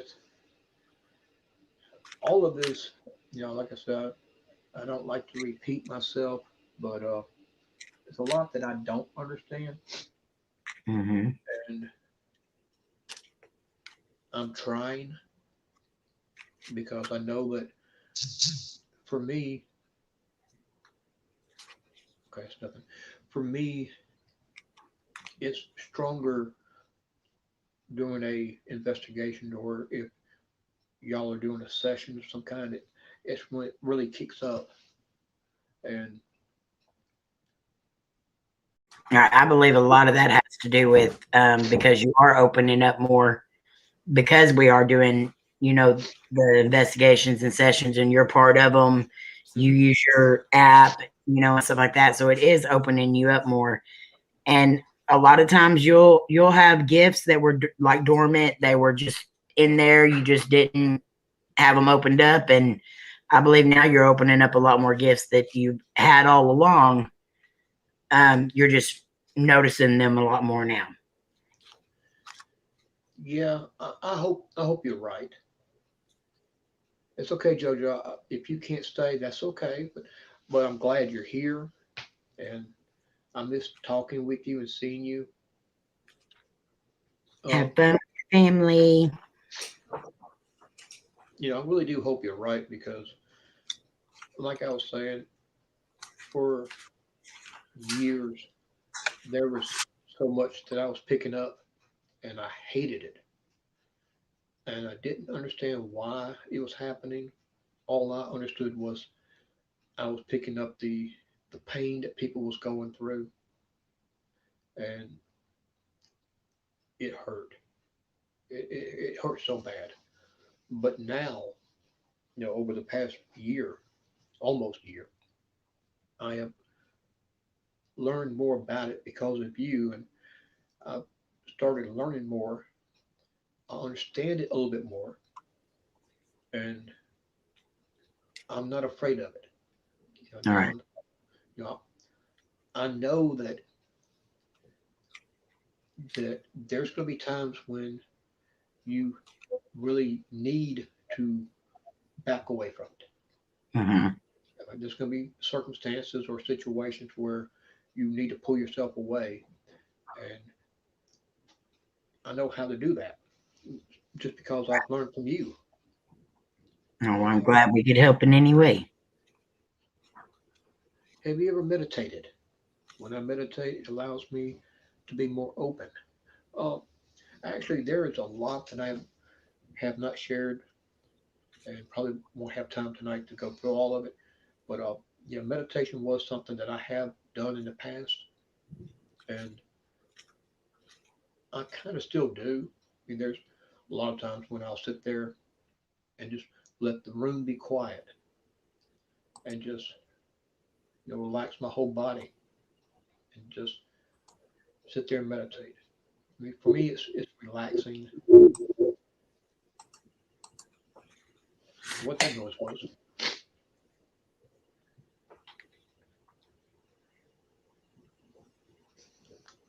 Hold on.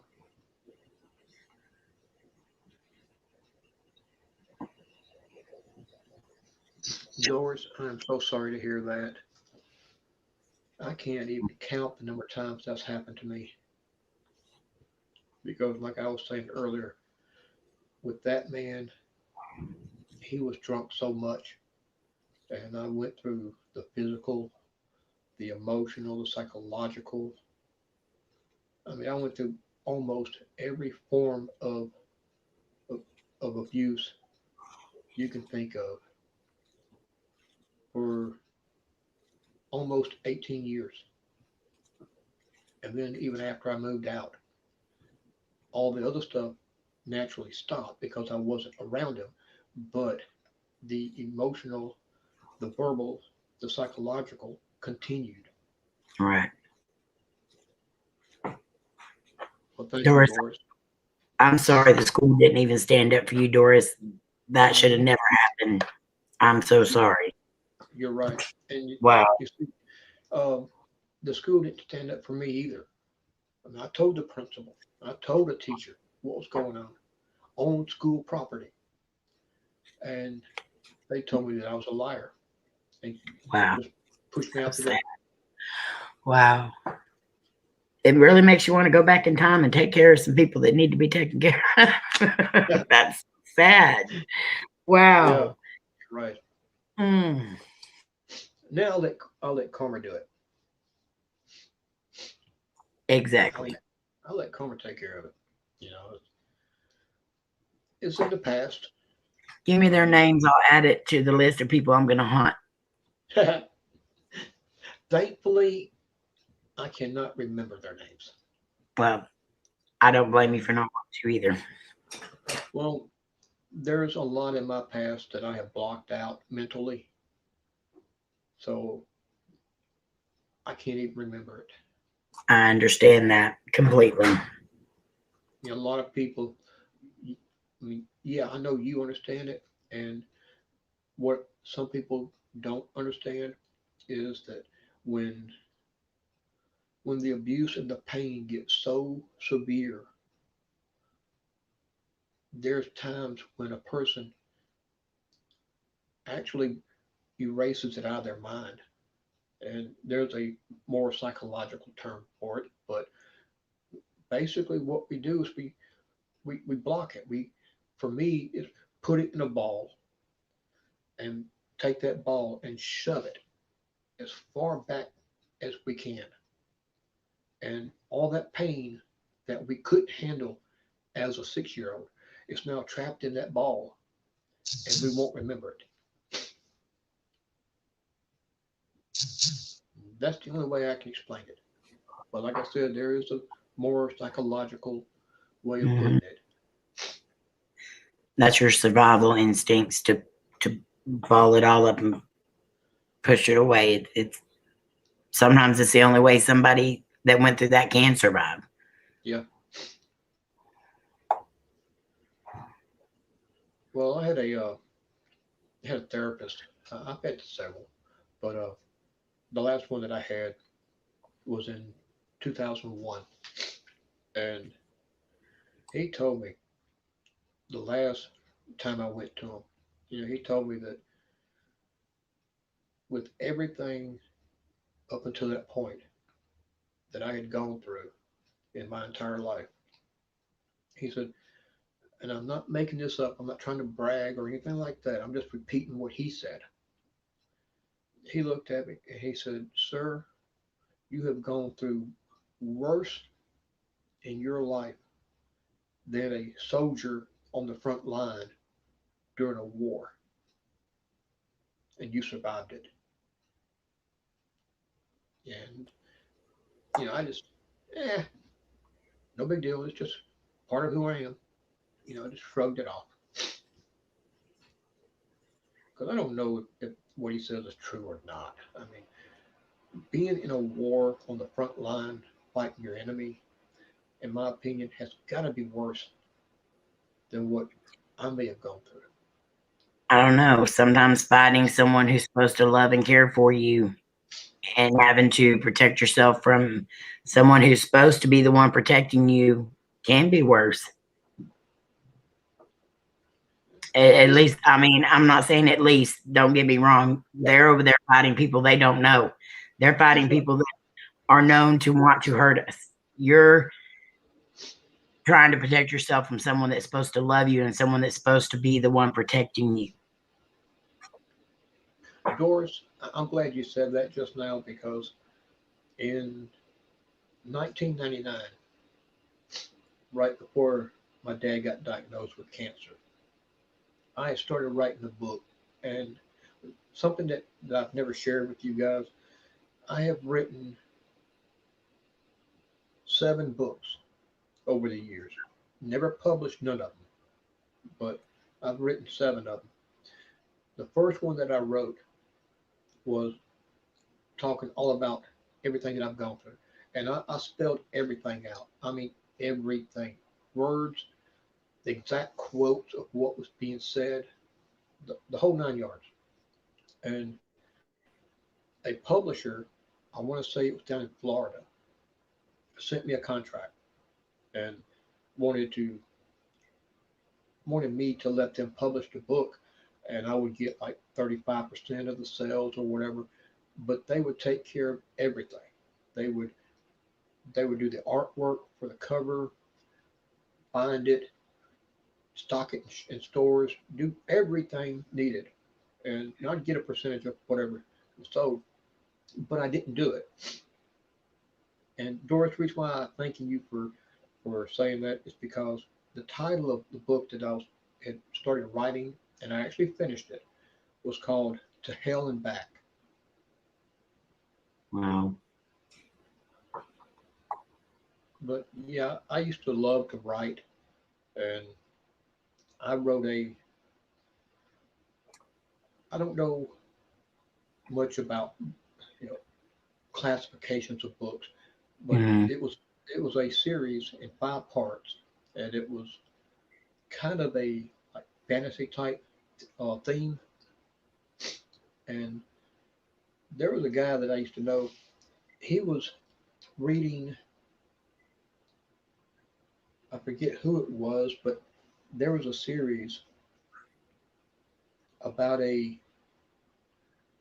a king and his wife, the queen, and how somebody wanted to kill him, and he had to sneak around and figure out who it was. It was a great series. I mean, I loved it. Hated parts of it because I would have liked for it to have been written different. But he's reading this book, and it was a well-known book too. Uh, Barnes and Noble used to carry it, and that's where he got it from. But I think that's the name of the store. He's reading this book by, like I said, a well-known writer, and he saw me writing this thing. He wanted to take a look at it. I said, sure. So I gave him like 5 chapters. I figured he'd get bored with it. He come back the next day. He came over and he said, "How far have you gotten on this?" And I said, "Oh, I'm on chapter 15 or whatever." He said, "Give me some more." So I gave him 5 more chapters, and he come back and he said, "When you finish this chapter, give it to me. Give me the rest of it." And I asked him, "What's going on?"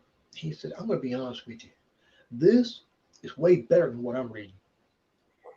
He said, "I'm bored with that." Oh, that's awesome, man. Yeah, I was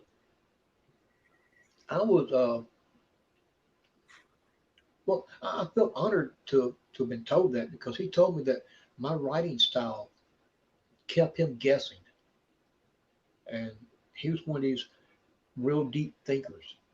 He as he's reading, he's already trying to figure out what's coming up next. He's already got it Right. figured out ahead of time. You know, and he said with me, I kept making him, I kept shocking him, and the humor involved in it. Like there's this one character that I had. He was like he was the strongest Superman, put it that way. And he gets real upset. He's at his dad's house where he grew up at, and he gets real upset. He's outside, and he gets so angry that he punches a tree, full-grown tree, and knocks it out of the ground. His dad comes walking out, and this is the humor part. His dad comes walking out, and they start having a serious father-son discussion. Now, in the story, you don't realize up until this point, you don't realize that they're related. You're reading it as if they're two people that hate each other, and then you realize it wasn't hate. When you get to this point, you realize what was going on was not hatred; it was their love for each other and the loss of his mom, which was the other guy's wife. And the guy, when he comes out, the father, when he comes out, the first words out of his mouth is, "You're replacing that tree." And then they start talking, they bond together, and then the person reading discovers that they're father and son, and they go to walk back inside the house. And as they get to the door, the dad says, "I wasn't joking about that tree, boy. You're gonna replace it." And the son starts laughing. He goes over, he picks the tree up and plants it back in the ground. But I used to love to write. Hey, Peggy,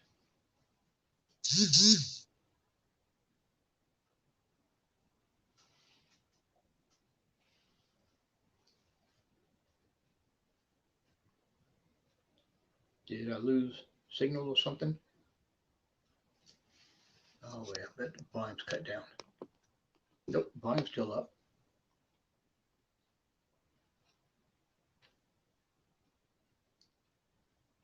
Hello.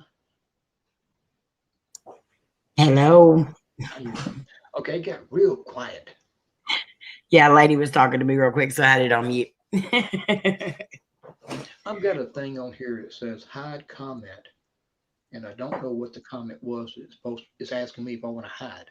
I don't know. If you just click on another comment in the chat and then click on it again, it should take all that away. Well, this is right there on the chat because on the screen where the camera part is, you see the StreamYard logo and it Yeah. tells you how you can bring stuff up. But then down below that, on the actual chat part, it says hide current comment. Oh, wait. I know what that is. Okay. Yep, I knew what it was. There you go. Figured it out right as I was asking you about it. Yes, hey, Peggy. Yeah, I told you at the beginning. That's why you didn't hear me because your volume was down. But I was trying to tell you how to get rid of it earlier when you said it was going to annoy you. That's right. I still don't know how that volume got turned down. I got a sneaky idea, but I'm not gonna blame nobody. Yeah. I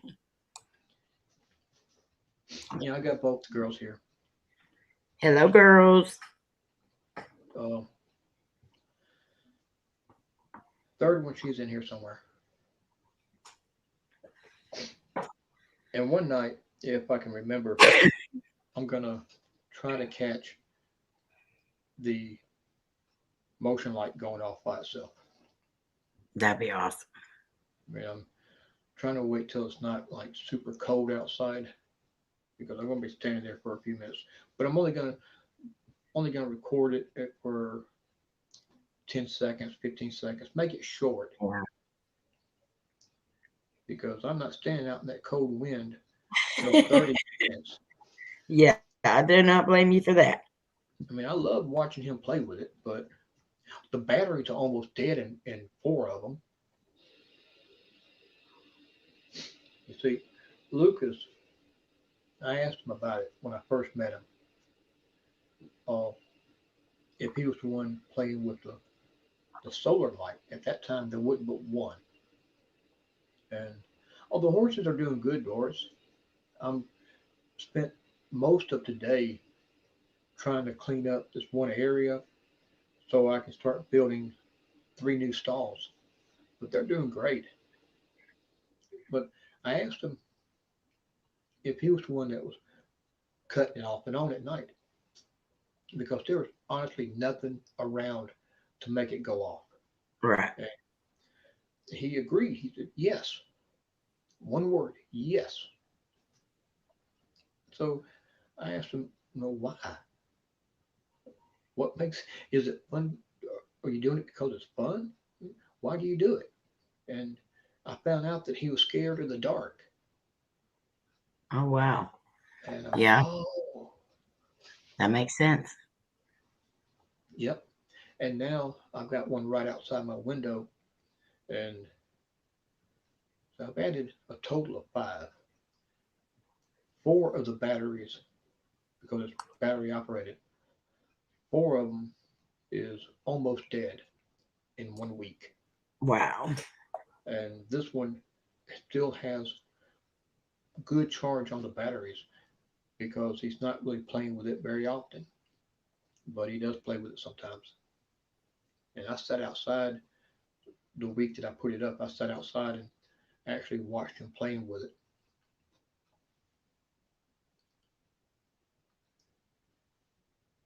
We learn by our oopsies. Yes, we do. But of course, Oh, sometimes I'll do it again just because it's fun. I had a feeling you were fixing to say something like that. Yeah.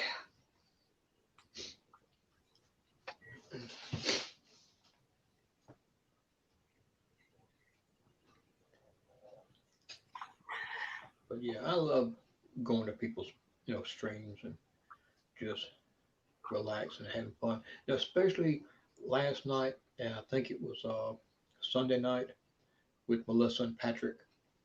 I know last night was, Yeah. and I think Sunday night too. But Uh, Sunday night was Troy. well, yeah. But after Troy said goodnight, I think they were on too. Mm, Or it might have been some. I've been to their stream twice over the past couple of days. I know that. I believe I did. I know they went on last night, but I'm not sure about Sunday because I was in an interview Sunday. Yeah, I was in there watching you, Hmm. loving every moment of it. And I was the one that was uh, one of the first questions that he asked. He didn't tell you who it was, but it was from me. And you know, I started to ask. I knew better. Trust me, I knew better than to say this. But I started to ask, what did bologna and mayo do to you? Oh my lord! Yeah, I probably would have known it was you. Oh, you would have known, and that's what I'm saying. I knew better than to ask.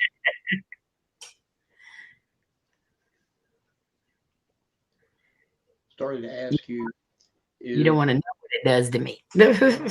what had it done to you? Like, why are you against it? Oh, why am I against it? Yeah, I I was gonna make a joke out of it, like, what did it ever do to you? don't know.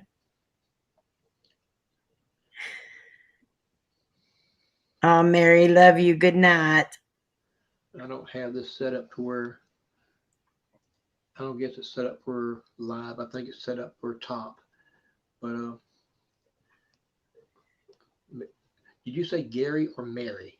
Mary, she stopped in to say good night, everyone. Love you, and Oh, I'll catch up. Bama, promise. thank you, Mary. I don't see the chat. Don't show it, and I don't. Don't do that. Um, there we go. Uh, but yeah, thank you, Mary, for coming in. And yeah, if you want to catch up on it, please do. I mean, I just appreciate you coming tonight.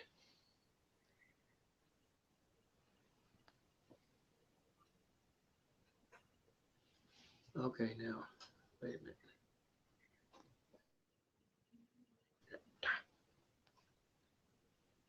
Okay. I'm still trying to learn this thing. Why do you not like Twinkies? I love Twinkies, but I'm not a cannibal. Yeah, yeah. I love my Twinkie anyway. Well, we all love the Twinkie.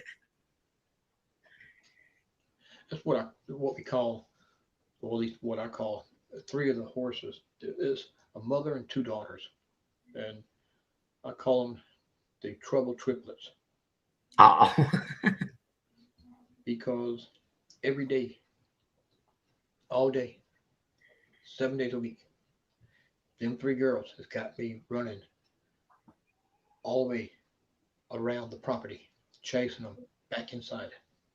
no. And We just have triple twins on here. I'll fix the Chris, fence.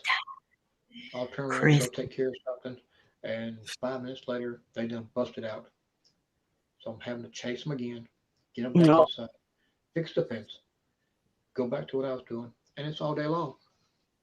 No, they just no, they just want to spend time with you. no. One loves to bite, one loves to kick, and Oh, yeah. Well, one one is going fixing to go into her terrible twos, and one is about to go into her terrible ones. oh, Yeah, they're young. Now today, late this afternoon. Oh, really, Amber? Uh, sounds like my kid and two of the goats. Um, I was fixing the fence again. Was already fixing to call it a day, and the stud was out. And I'm gonna tell you up front, he was playing with me. He was not trying to hurt me. I even knew this. And okay, Jared, good night, Jared. Love you. we love you, brother. Thank you for being here tonight. So after I got through with the fence, I turned around and he's behind me, off in the distance, but he's got his back to me. Now I'm not stupid. I'm crazy. There's a difference. I start walking up behind him, and then I moved over to the side to where out the corner of his eye because they see different than humans. And with me coming up behind him from the Mhm. side, he would see me. Now I already know this guy. This guy is a strong kicker. He has kicked a 4x4 and half. He's strong. He's pure muscle. He's already kicked me one time. I saw it coming, so I moved and he caught me on the side. So I'm walking up behind the guy. He's eating. He sees me. He wants to play with me. The owner of the horse got scared because he raised that back leg up and just calmly moved it like he was kicking, just slowly. And I looked over at him. I got up beside him and I said, I'm not going to mess with you when you're eating. I don't want your food. And I petted him for a minute, loved on him. And I walked over to the owner and I told her, I said, no, he ain't trying to hurt me. I said, see how he kicked? She goes, yeah. I was telling you, you better watch out. He's trying to kick you. Good night, Laura. Thank you so much for being here. And I told her, I said, yeah, well, he ain't trying to hurt me. That was a playful kick. He was playing. And he was telling me, leave me alone now. I'm trying to eat. Now just leave me alone. And she started laughing. She asked me, how do you know so much about these horses? And I told her, I said, I connect with them. I can I can tell you what they're feeling. I can actually now this is no lie. I can actually talk to them and they will respond with what I say. It's to the point where I don't even have to say a word. I can just point, and they do exactly what I'm asking them to do. But I told her, I said, I can connect with them. And anytime they have ever been upset or acting a little rowdy, people around here have seen me walk up to one of them and put my chin on their nose and just talk to them. And all of a sudden they calm down, they're more relaxed. And yeah, JJ, they are. They're a whole lot smarter. That's definitely a part of being an empath too, though. The animal knows it. Hmm. Well, animals pick up on so much stuff that Hmm. people don't realize. Yep. We had there was I think 2 years ago we had a gelding that I don't even know why the owner would tie him up out in the field. I think maybe he had a habit of getting out at one time, and that was how they was trying to break him. And I was out there talking to somebody, and all of a sudden the gelding started talking to me, making horse noises. And he talked about words here. And I told the man I was talking to, I said, hang on. And I looked over at the gelding, called him off by name, and now the horse is just eyeballing me, just staring straight at me. And I looked over and I said, what is it, buddy? Tell me what's wrong. I'll take care of it, okay? Now, what do you need? What can I do for you? And the horse looked behind him and then looked straight at me. And I looked at him and said, I don't understand. You got to tell me what's wrong. Go ahead. He looked behind him again and he looked back at me. And I said, okay, I'll take care of it. I told the guy I was talking to, I said, I'll be back in a minute. I walked into the field, walked behind the horse, and what had happened was you couldn't see it from where I was standing, but what had happened was the rope that he was tied to had gotten underneath the water trough and he couldn't move. And I pulled the rope out from under it, walked over to the gelding. I said, okay, buddy, now you can walk. You can go where you Oh, want to. And he turned around and he walked off. that's And awesome. the guy I was talking to, he said, how did you do that? And I thought it was simple. He told me. He, he didn't say a word, man. I said, you didn't have to. I could, you know, I knew what it was. I could feel it. He literally told me. And there's horses here. There's one in particular. She can walk up to me, put her head on my shoulder, and I go, okay, dear, what is it?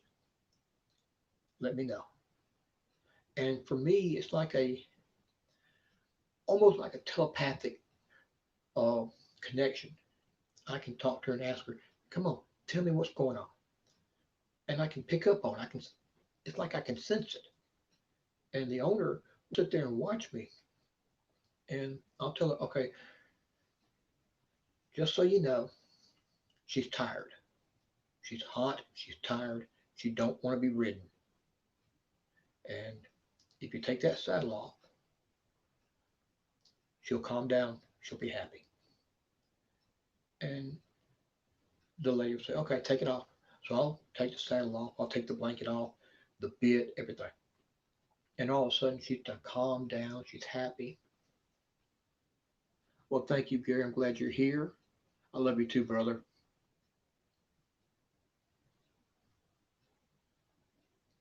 And I hope you have a wonderful night. Hey, look, if you ever need me, I'm right here too, okay? I've always got time to talk with whoever. I may be a little slow responding, but I'll always be here for you. Uh, yeah, it's kind of weird to talk about because I, st- even though you understand it, I don't.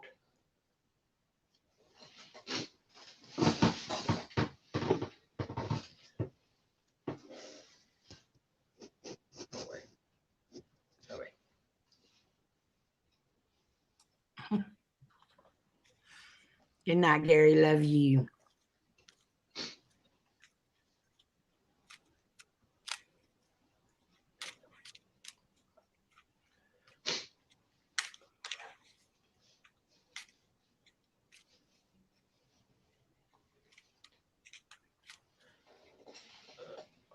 I may kill a battery. I don't know. I might. Depends on how charged up it is. I think it's on like 53%. Now this one here is full charge. I got the charger on it. I ain't worried about it. I'm not worried about it because the girls will behave. There's nights when I've got that phone on charger, Mm-hmm. and next thing I know, I'm talking with you guys, and next thing I know, the battery's dead. Yep. How can the battery be dead with it on a charger? Simple. They drew off They, the energy out. yep. They're draining it. Yep. I'm gonna try to turn something on real quick.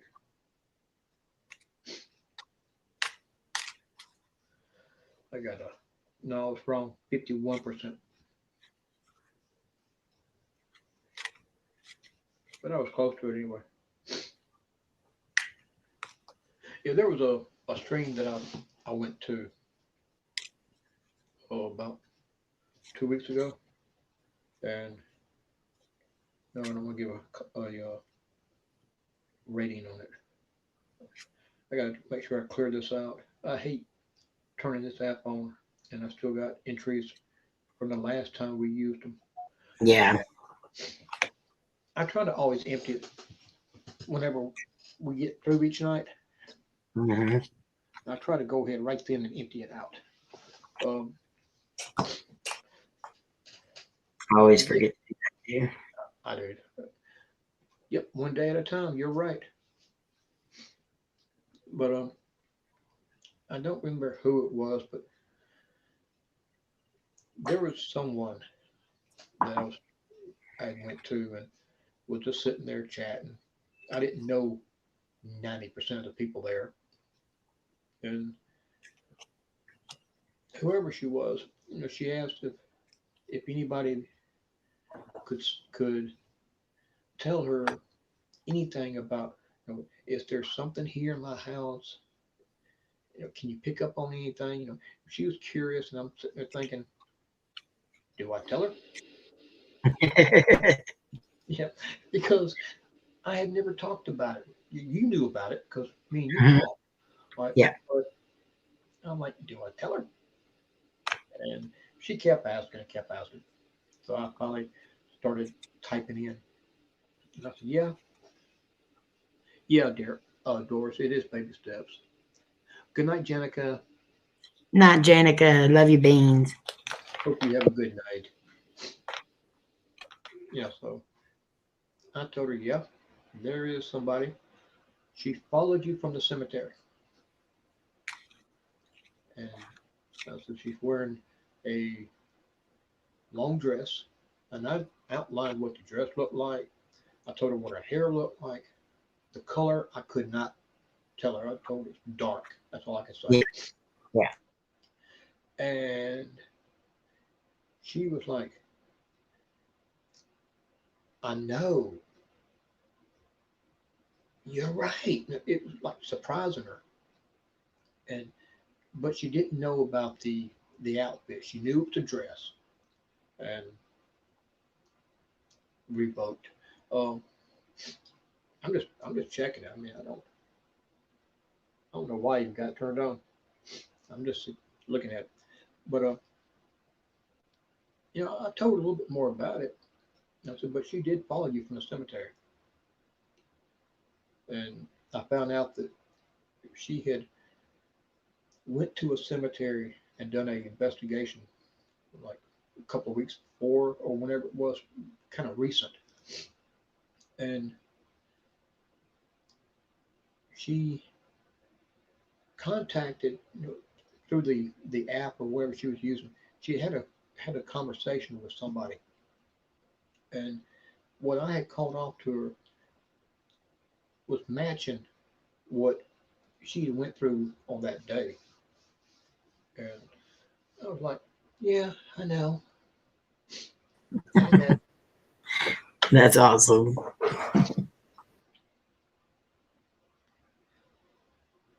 But one thing I didn't finish saying about earlier tonight, me and that one woman, I, I do not know who she is, but hidden.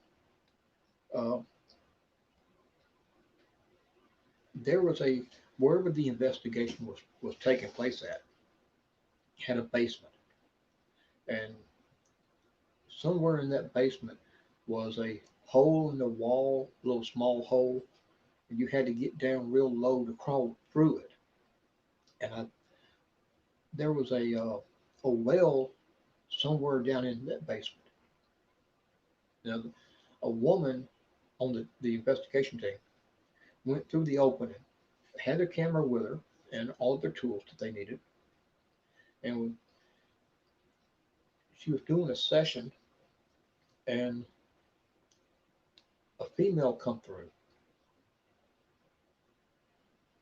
Me and the woman that I did not know, still do not know, started outlining what this woman was or had experienced before her death. And like I had said earlier tonight, we didn't play off of each other. That wasn't what was going on. By the time I finished typing, she was already typing.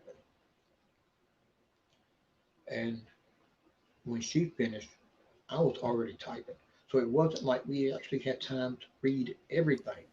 Yeah. But I was scanning through parts of it, just seeing what was being said by everybody. And it was so odd how if somebody had copied and pasted the entire conversation, we went on for like 15, 20 minutes. And if somebody had copied and pasted everything in order as it appeared, you would think that one person had wrote the entire thing. And I have never had that happen before. But this woman had drowned in a well. And what I was letting people know was how pushed. Well, yeah, she was pushed into the well. Actually, no, no, I can't see if you can see this or not, but Oh wow. October. Um, yeah, somebody actually pushed her in the well. But what I was explaining to everybody was how this woman did not realize she had died. Uh, she was she was in panic mode. She's splashing in this well. She's gasping for breath. You can taste the water. You can feel what she's going through. And if you ever watch a movie and you see a person, the actor, pretending to be drowning, that's what I was seeing in my mind. Right. And I could taste the water, and I could hear her screaming, the, everything.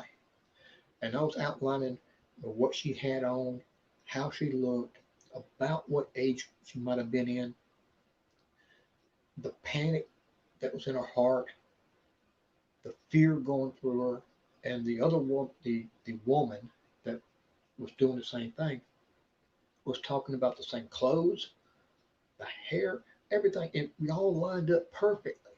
And I'm sitting there after. So, and the thing is, nobody was listening. Nobody in chat paid any attention to what we were saying. Wow.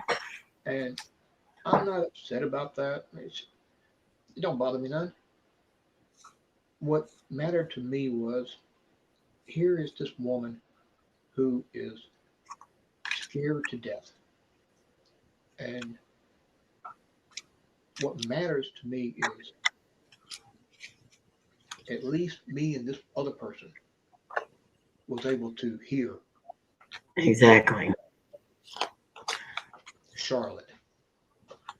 Charlotte. Yeah, Oh, that was kind of common. But yeah, that was the first time that's ever happened. And then the second time was we. Huh, that's new. Uh,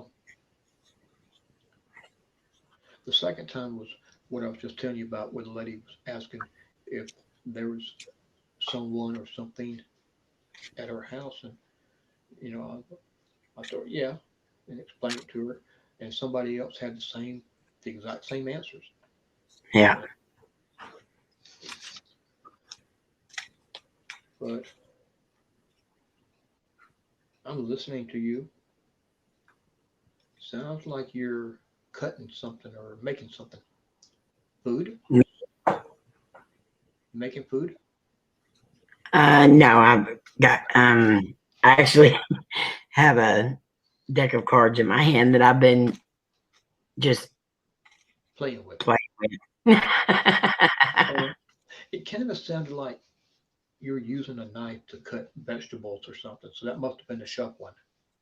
Yeah, I'm just like picking them up and like dropping them into my hand. I didn't realize you could hear me.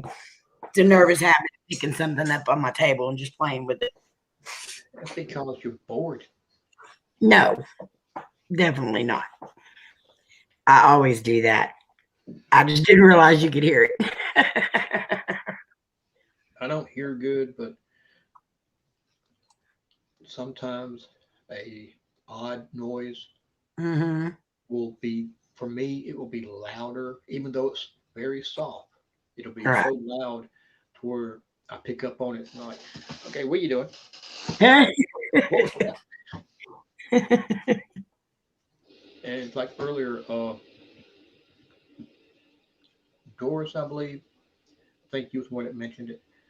Um, something fell in here, right here by me, Yeah, and I'm still looking. I'm still looking for it. I heard it too. Yeah. Good night, Doris. Love you. Good night, Doris. Oh, I wished I could put this on live instead of on top. Is there a way of doing that? Dum dum. Layout. Nope, not there. But I'm gonna find it. I'm definitely gonna find that. There's nothing on the floor but a little bit of dirt.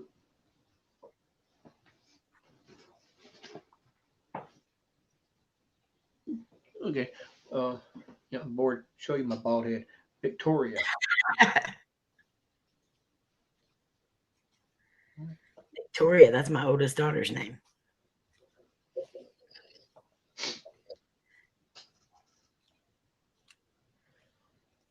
I'm hoping the weather's gonna get a little bit better. It's been beautiful here the last couple of days, but we're fixing to have another cold front come through. So over the weekend, of course. Oh God, don't say that, please, because it has been actually just flat out cold here. Hmm. We're talking uh, high 20s. Oh wow, it's been in the 70s here. Mm-mm. I don't do 20s.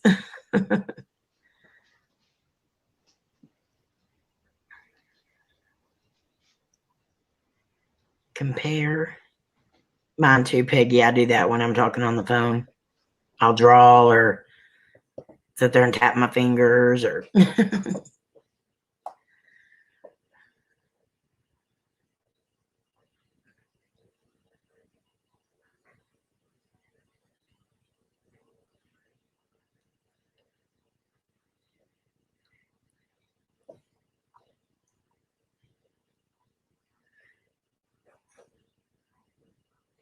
Did you mute yourself, Bama?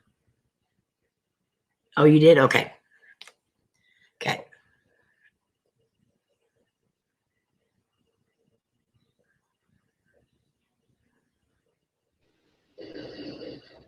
Yeah, I did that for just a moment. Okay. Roommate had to go to the bathroom, and Oh, that's fine. I just wanted to make sure that they weren't playing with your phone. no, no, no. Okay. I just don't want you to hear the facilities being flushed. Oh, it's fine. Okay. I know you're here, Krista. Yeah, it's always better to I don't know. Yeah, I showed that. Always good to try to get it up at nighttime before first thing in the morning. Um, Here it's been every morning. It's been like 28, 29, Yeah, I don't like that weather. and then it's been raining on top of it. But Mm. it don't it don't make snow. It's just wet. Wet and yucky. Yeah, and of course I'm out there from sun up till 5:30, which is dark here, Yeah. and I'm trying to get this one big area. We had a it's called a hay ring, and it's metal, and it's one Hmm. big humongous circle. We had it sitting over there by the stall to where the horses could get the hay out of it. But the problem is these horses love to pull the hay out and leave it on the ground and eat from the ring itself instead of eating what they're pulling out. And over time, that has piled up and piled up. So we've moved the ring, and now we got this big, huge pile of hay that's Hmm. wet, covered in urine, covered in poop, and talk about me building 3 new stalls in that area. So all Yeah. day today, I have been scraping the ground, getting all that hay up, and I've got about half of it done. But I got to hurry up and get the rest of it up before Saturday because we're hosting a birthday party sometime Saturday for some kids, and Right. that's one of the things that me and two other people do is I don't want to say we rent because that's the wrong word. Uh, Right. the horses are used on weekends when the weather is good to Hmm. help people with PTSD, depression, uh, Oh, that's awesome. autism, people that have kids that have birthdays, Hmm. church groups. We host people coming in for donations to help cover the cost of the food, and we've been doing that for a year. So I'm trying to get this taken care of before Saturday, Right. and Well, that's awesome. Find her. Mm. uh, one thing that I also do that is for the adults that want to know more about horses. I'll sit there and teach them how to properly groom the horse and how to put the saddle on, put the blanket in the saddle, do all of that, and tell them how to do it the right way because most people don't realize if they've never been around a horse, they don't know that. Uh, Good night, Peggy.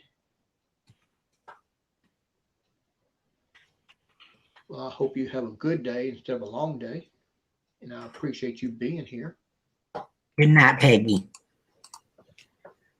People that may have never been around a horse before, they don't know that before you even put a blanket on a horse, you have to groom it real good. You got to brush. I'm not saying you got to hose it down and bathe it. I'm not saying that. Just take a good brush and brush the hide real good. And I've had people ask, well, why do you do that? Well, it's because horses will get little bits of dirt and dust, little sand fibers in their fur or their hide, and you put a saddle on top of that, and then put a blanket and a saddle on top of it, and it's going to rub a sore on their back and on their sides. It's going to Right. irritate. And I tell people, imagine if you put your shoe on and you got a pebble in your shoe and you're trying to walk with that little rock. Imagine how painful that is. Yeah. So this is the same thing. And so you always start here and you brush like this. And this is the one spot where you do it different and you do it this way. And I'll try to teach them a little bit. But yes, that's just one thing that we do. I mean, I'm involved in a lot of different things. And, That's awesome. it's a full time thing. Uh, I was asked today, I was talking to the administrator, and he was watching me chase the horses again. And I walked up to talk to him after I had all of them under control. And I was talking to him, and he said, he shook his head, "You working hard." And I said, 7 days a week. And he said, "Yeah, it's a hard job." I go, "Yeah, but it's a fun one, though. It's one you've got to love if you're going to do it." Exactly. And he said, after a few minutes, we talked more about it. And he said, "Son, you want a vacation?" I looked at him and said, "No, I don't want a vacation. I've been doing this for almost 3 years straight." I said, "Jordan, we, we get this one a lot." Yep. But I told him, "No, I don't want a vacation. I don't need one." Norman, as soon as Jordan left, Norman comes up. Oh wow. Um, I said, "No, I don't want a vacation. I'm good." He looked at me. He said, "Son, you ain't listening to me. Do you want a vacation?" I said, "No, I don't want a vacation." He just shook his head. Okay. His daughter asked me, I told his daughter about it, and she said, "Why not? Everybody deserves a vacation." And almost went live. I was that spooked, but don't think anyone was awake at 3:30 in the morning. What did I miss? Hey, Nicole, thank you for popping in. Welcome back, Nicole. Uh, so I told his daughter, and she's like, "Why? Everybody needs a vacation." And I said, "Yeah, but think about this. When I had those 2 heart attacks, I was laid out for 6 months. He had to pull a man off of what he needed him to do to come fill in for me. Now, this man has passed away. So he's already one man short. If I take 2, 3, 4 days off, he's got to find another man he can use, pull him off of what he needs him to do to fill in for me for those days. Now it's going to be 3 men short because I'm going to be on vacation. The other guy passed away last year, and now this guy is pulling off." I said, "No, I don't need a vacation." Oh, they're lucky to have you. Nah, I'm lucky to have them. I mean, I really am. I mean, this is hard work. All the stuff that we do here is 7 days a week, and it's hard work. Just this past year, from December 2019 to December 2020, one of the things that we've done is handed out over 4 million pounds of food to people in Oh need. wow. You know, we doubled the year before, because the year before we had like almost 2,000 pounds of food, or almost, it was 2,000, I think, whatever it was. We doubled it this past year, and that's because the year before we were doing it one day a week. This past year, we're doing it 2, maybe 3 times every week, and it's just one truckload after another, and it's food giveaways. It's helping people in need, other countries. Him and a crew went to Haiti a few years ago and helped out during a disaster that they had. So it's all day. So when we get up in the mornings, we try to be up by 6:30, and we try to for the people that's going to be going to pick up the food. Uh, they try to get out as quick as they can. Well, thank you, Krista.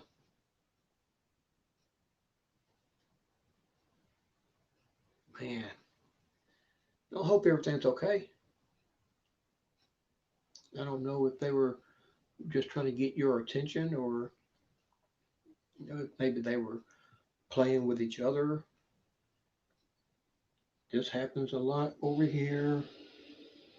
Uh, but I hope everything's okay, Krista. But yeah, we do a lot of things, and we're contracted with Walmart and a few other big places. We've got two semi trucks, two tractor trailers, a bunch of bobtails, and it's just so much fun. It's, you get out there, you cars pull up. We don't do the you come and get it and get out and pick through stuff.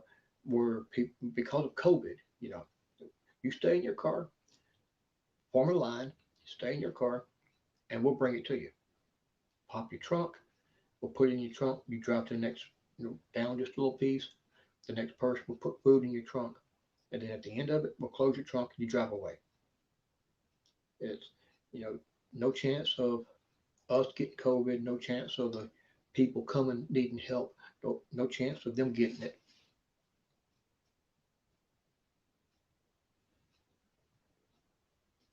Yeah, it's weird how 2 a.m., 3 a.m. I always wake up. That's so weird. Um,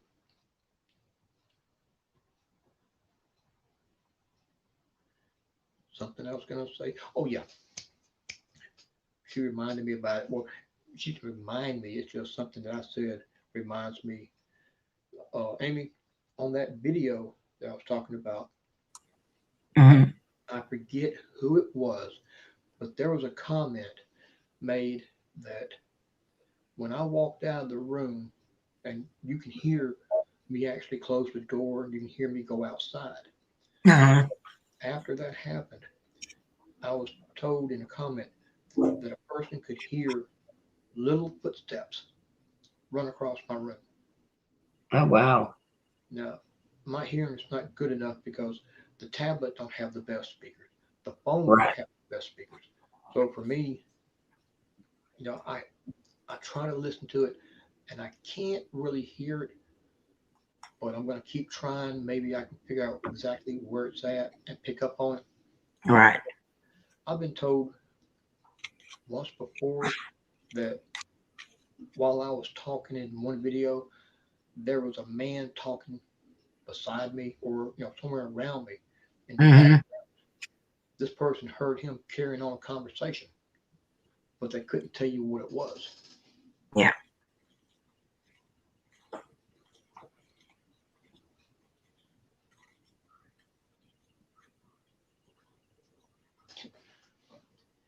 Mm. Krista, I wished if, let me say this first because this is kind of important when I say this. As long as it is safe, I wished you had been able to have gotten your camera and started recording that. Because sometimes a lot of people don't think about it. They quickly say, "Well, why didn't you film it? It wasn't safe." My first thing is my safety, and if it's something going on that might hurt me, I'm gonna get out of the way.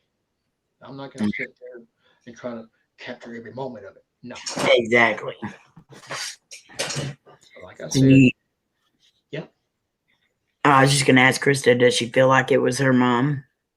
I mean, we know your mom's there.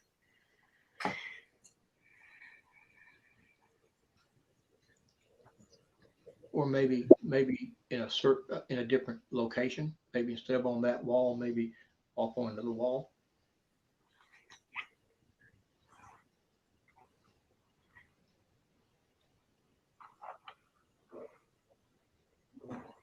Yeah, I think that's who she was.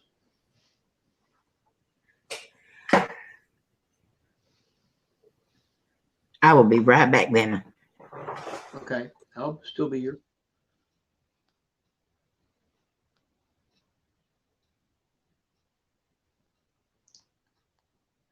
I am listening to you guys. I'm just scrolling through. I miss a lot because my eyesight is not the best. Even with my glasses on, it is not the best. And oh my goodness, 3 hours? Really? I have kept y'all here way too long.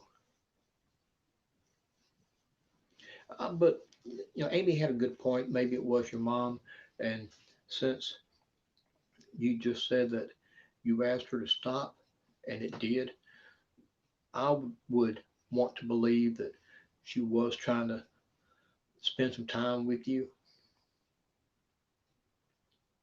I don't believe at all that she was trying to scare you. I think she was just trying to spend some time with her daughter.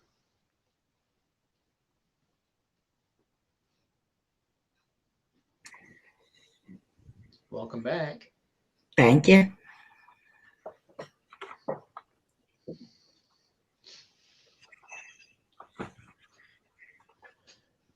Yeah, I just said that I could not believe that this has been going for 3 hours. Yes, it has. That's awesome. Maybe she wanted you to notice it now. Maybe because you've Yeah, been gone for a bit or something, maybe. and maybe I agree 100% with Amy, but also maybe you've been too distracted to notice. A lot of times that happens to me. I get so distracted doing things to where I don't Very pay true. attention. Yep, very true. Now, just over the weekend, I think it was either Friday or Saturday, I'm working on cleaning out the stalls, and I'm standing outside the building, and one of the doors, they only go waist high, and one of the doors, not hard now. So when I say this, don't think it was anything bad. One of the doors opened back, hit me in the rear end. I thought maybe the wind done it, so I closed it back. I went back to what I was doing, and it slid open, hit me again. And this went on 2 or 3 times, and then I caught on to what was really going on. No wind blowing, no reason for this door to open. So I started laughing, and I said, "Will you please quit picking on me?" And it quit. It stopped opening. So sometimes we can get distracted. Yep. Yeah, Crystal, you've been gone for 3 weeks. Okay, Nicole, she missed you. That's what it was.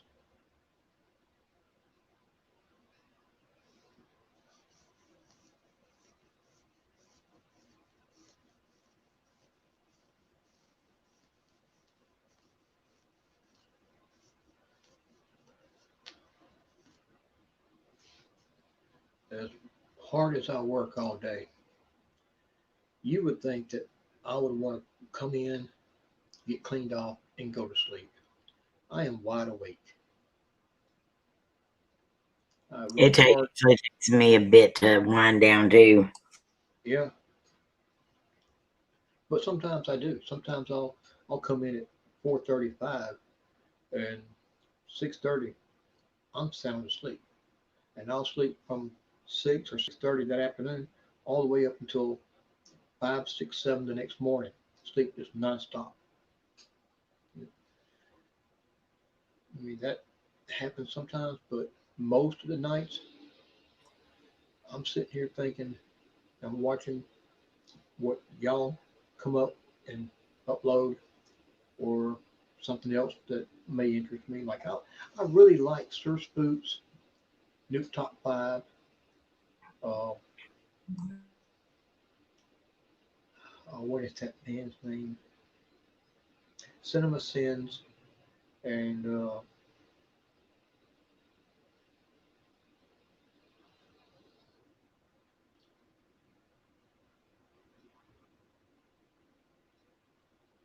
anyway, there's another one that I like a lot.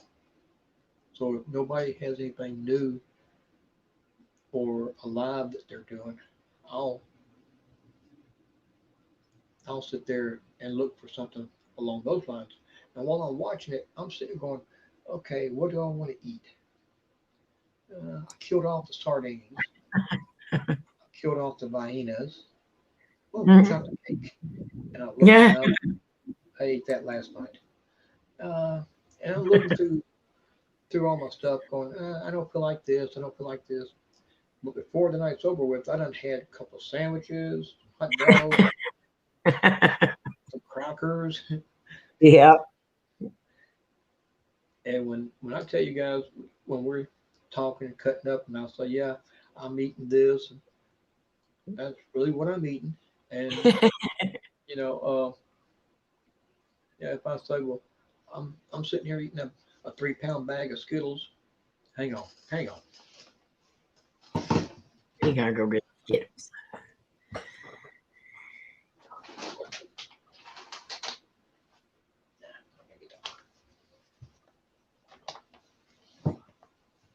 Oh, I'm getting too old for this. When I say that that I'm eating a 3 pound bag of Skittles, Oh Lord. and just so you know that it is 3 pounds, we're wrong way. Oh wow. And out of that 3 pounds,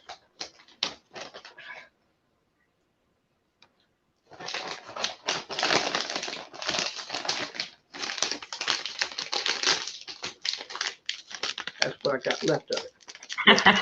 That little bit left Oh Lord. Wow. That's a lot of Skittles. I ate that last night, Oh, I love those things. and this was a where's the oh okay only 8 ounces really. That's still quite a bit. Well, not for me. And this was one of last night's treats for me. Chocolate. Oh yum. Fudge icing. Yeah, that was one of my treats. So when I sit here and I say that this is what I'm eating, I've got it, and I'm eating on it. I've got one dresser drawer that I keep different types of crackers and cookies and Mm-hmm. cakes. I mean, the entire drawer is filled up with nothing but sweets. And I've got a box in here that's got regular saltine crackers, and I try to keep viennas and sardines and stuff like that, non-perishables. I try to keep that in there. Used to have about 80 cans of Diet Dr. Pepper. That would have been my like heaven right there. I had that when you first started talking about how they were getting hard to find where you're at. Yeah. And that's when I had them. And those 80, 70, 80 cans, whatever it was, didn't last me 2 months. Oh well. Yeah, that would be me too. Yeah, I mean that's one of my weaknesses. But I love California rolls, Krista. mm, I'm so happy for you, Krista. California rolls. I don't know. I've never had. If that's the brand name, I've never had it. I don't know what the difference would be between what I've had and California rolls. Maybe they're made. California rolls is it just has like crab meat, avocado. It's sushi rolls. Did you say crab meat? Yeah, it's like a sushi roll. I was thinking say that would be good. Mhm. Yeah, they are very good. I love going to Walmart when they have it and getting the seafood salad. Oh yes, I love that. Yeah, me too. My fave. Mine too. I, I will make myself sick eating that because I can't stop. Yeah, they have some with cream cheese, Krista. They have all different kinds of California rolls. Hmm. I was watching a video yesterday, and for the second year in a row, Alabama made the top five worst states to live in. We ranked number three this year. Oh Last wow. year, last year we were number two. I'm sure Texas is on there somewhere. Nope, nope, Oh, it wasn't. Wow. not not within the top five. Now, I ain't gonna say about the rest of it. This was only the top five worst states to live in, and Mississippi was in the top five. Well, actually, it was the top 10. I'm sorry, because Mississippi, Alabama, uh, Mississippi was three. I think it was three, and two or three, and then Alabama was right below it. Arkansas made it. Kentucky, I think, made it. Alaska made it. Oh wow. Yeah, that surprised me. No, actually, I don't believe Massachusetts was number one. Krista. Yeah, Montgomery made the top five worst cities to ever live in. Wow. And I can understand where they get their numbers because based on what he was saying, our unemployment is real high. And if because of COVID, your unemployment check here is like maybe 200 a week, so that's still good. Right.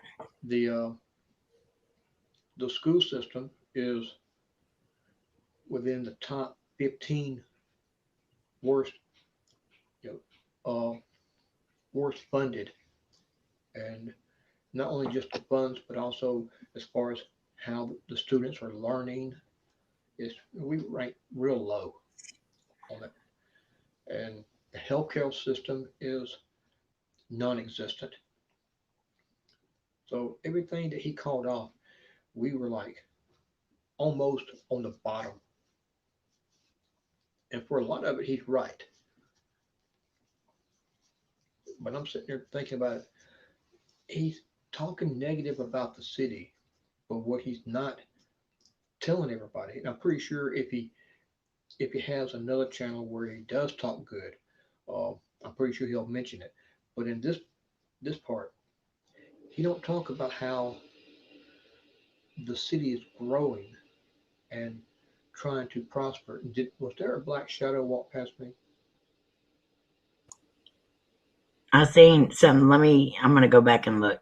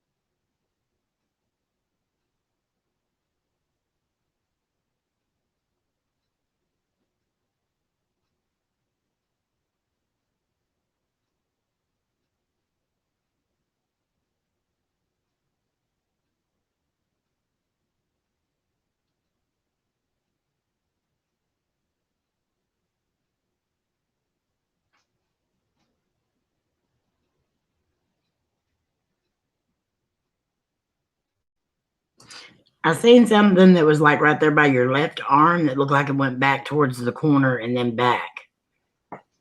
But it's like really quick. This arm. Yeah, that arm over there. Yeah, Yeah. That's what I was talking about. 'Cause Yeah. I was not really looking directly at it, but for me, I'll use this hand. For me, it looked like something. Get my hand right in through this area Yeah. where I saw it. It's like right in that little corner, but it Yeah. looked kind of like a shadow. And I'm sitting there thinking, okay, my arms didn't move. That would cause it because I'm moving this arm. There's no shadow. I move that one. There's no shadow. I'm trying to debunk it. That's the reason why. Because as soon as I asked, it was right after it happened. hmm But yes, this past year, I want to say there was 30,000 people moved out of the city. Oh wow.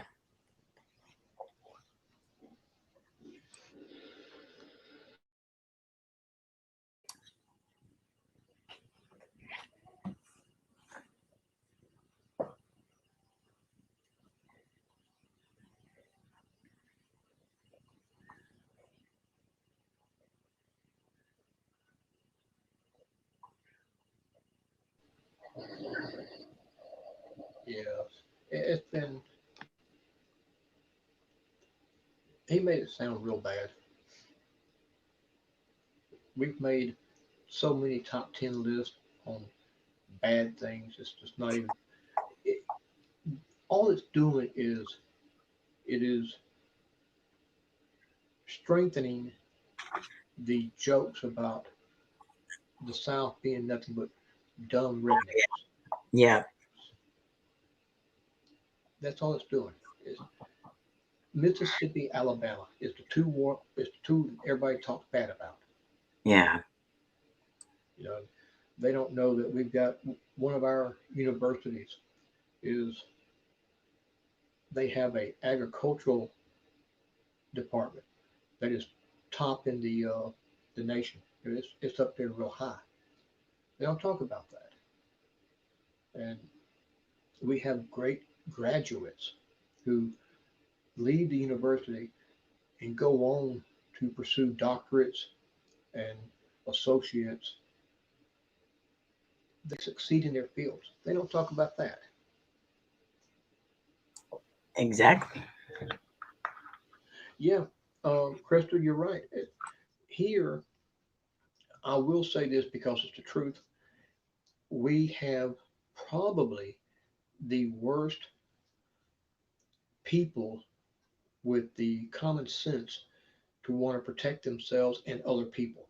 I mean, you drive down the street, and you see people in stores and walking around, no mask, no gloves.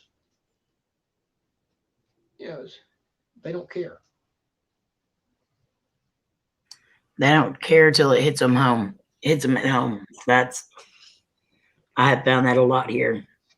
Now, I told you about one friend of mine a couple of days ago. Yeah. It's now positive. I found out Monday, Monday afternoon, that a good friend of mine that comes over and helps me sometimes. He's 16 years old, and he's awesome with horses. Let me tell you, his mom works at a hospital, and I found out Monday that him and his entire family have now tested positive. Oh wow. She got Lots it. of prayers. She got it from where she works at. She came in Yeah. contact with someone, and she brought it home by accident, and now they've all got it. I don't know. And I found out that because of that family and the guy I told you about, a good friend of mine, because of both of them, somebody else that I know and am real close to on a daily basis has been in contact with both of them right before and after they tested. Oh And wow. this person could be a carrier. Mm-hmm. You know, they don't have the symptoms, which just because you're a carrier don't mean you're gonna develop the symptoms. It just Right. means that pass it, and Exactly. she could be a carrier. So when I found out about it, I wasn't doing it to make fun of the situation. I was trying to lighten her spirits. And when she said that okay, well, I gotta go see that family, I said, I wonder why he was wearing a mask. And because here on the property, we don't wear masks. Yeah. We don't leave. So, well, we do, but when we go out in public, it's straight on mask, everything. Exactly. Uh, but here, there's no reason for it. And I was joking around. I wonder why you had the mask on. Well, she told me that it was because of the family now being all tested positive because they live in the same household. So I just kind of stepped 10 feet away from her where she could see me doing it. I just slowly stepped 10 feet away. And she looked at me. I saw that. And I got closer to her. Yeah. Still kept my distance. Right. Uh, I would have done the same thing, I'm sure. but I got closer that way she would know that I was joking around with her. Yeah. And she said, no, that was a good idea because being how I've been around both individuals, I might now be a carrier. And I said, thank you for letting me know. I'll stay 6 feet away, but just let you know I'm not doing it out of disrespect. And I'm not scared to be around you. I never have been. All She just laughed. right. Have vodka vamp. Hey, vodka. I was just reading. It reminds me the in-laws are doing better. Oh, thank goodness. They both received one dose of the vaccine. Well, That's awesome. I'm glad to hear that. I probably will not be allowed to take the vaccine, even if I wanted to. Mm-hmm. Uh, because of my health issues and my age, I will probably be exempt from it. Well, in Texas, they're doing the elderly first. I had the opportunity to get mine, but I wanted to make sure my dad got his first, so I gave him my shot. Uh-huh. That, and I want to see if everybody turns into zombies or not. Yeah. Well, have you got your zombie preparedness kit yet? Oh, I'm ready. I've been ready since season 2 of Walking Dead. Hmm. Did you know that the CDC in Atlanta, Georgia, this has been documented. This is not even a joke. They actually have a manual for zombies. Wow. In I did case not know that. in case of a zombie attack, the CDC actually has a manual on how to protect yourself. That is awesome. And I heard a couple of nights ago where the U.S. government, I want to say, might have been the Pentagon, has officially released documents stating that they are in awareness of some type of craft entering U.S. airspace and patrolling our military bases. It says in their document, it says that these are crafts that is not known to the U.S. Mm-hmm. and they really make it, and it says something about how it is not known to the U.S. as far as our airplanes, and it's Right. not known to other countries. So Does not surprise me. I'm like, mm-hmm. Now you're admitting it Yeah. slowly. I mean, I see what they're doing. I mean, if you really pay attention, to start with, they uh, denied everything. And Yeah. Of course. Yeah, naturally. And then after that, the U.S. We pressured them for so long to where now they're slowly starting to. Okay, Not, JJ, I hope you have a wonderful night. not JJ. Now they are slowly getting to where they are. They're not saying, okay, we have UFOs flying in our airspace. That's not what they're saying.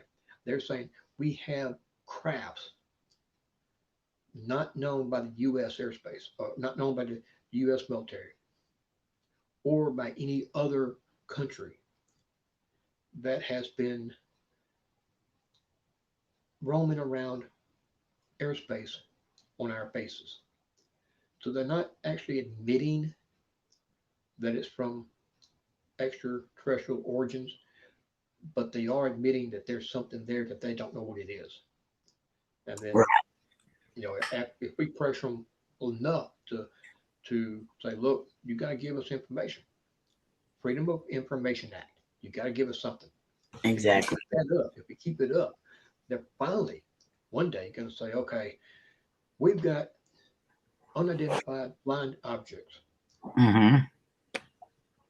Okay, thank you. And of course, when they do, they will say that is probably test planes or test crafts from Right. foreign countries. That's probably what they're going to. Now, Krista, those are actually retractable needles. They are shots that they have come out with to help prevent nurses and stuff from getting stuck with the needles. So, like when you push the plunger in, it puts the needle, it lets the medicine come out. But as soon as you let go of the plunger, it pops the needle back into the um, syringe. Mhm. So I've seen those too, and I've seen a lot of people saying they think it's them putting the chips and stuff inside of us and stuff, but they do actually have retractable needles. I was a nurse at one time and stuff, and so yeah, they are retractable. They still could be like shooting something up in you. You never know because them things can be tiny, tiny. But yeah, I think the needles are just the retractable ones. The first time I ever saw that was when I was a little child. It wasn't Walmart because they hadn't even been invented yet. It was like Bargain Town or something. They had a doctor kit. It was all plastic, and they had a little needle with a syringe with a plastic needle on the end of it, and you pushed Yeah, the plunger. You pushed the plunger down like you give them a shot, and the little plastic needle thing would come out a little bit, and then whenever you let off, it was spring loaded. It popped back up. yeah. So whenever you whenever you tell Krista about it, that's the first thing that popped into my mind. So Mattel invented those like years and years and years ago, and it took us forever to figure it out. Yeah. And I can't believe that as a kid we actually had candy cigarettes. Yeah, I used yeah, to that love was them. one of our favorite things. That's what I'm saying. I used to love them. Yeah. The ones that I had didn't blow powder for smoke. It didn't do that Hmm. Yeah. stuff. I Yeah. think it was the gum cigarettes that blew the powder. Okay. I think it was those that did the powder. But yeah, even my oldest daughter, she's 24 now, but that was her favorite candy when we'd take her to the store and let her pick out whatever she wanted, and she always got candy cigarettes. Yep.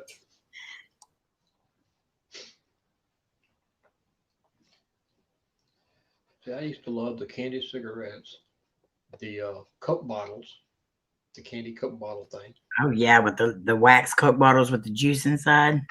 Yeah. Hmm. Yes, I love them things. Loved them. The candy necklaces. That was weird. Loved those. Yep. Um, I grew up eating I want to say it was called Sweet Tarts, but it was a little pack about maybe that long, The Smarties. and it was in a plastic wrapper. You had like 10 or 15 stacked on top of each other. Yeah, Smarties. That's my mom's favorite. I used to love those. When I can get them, I still eat them.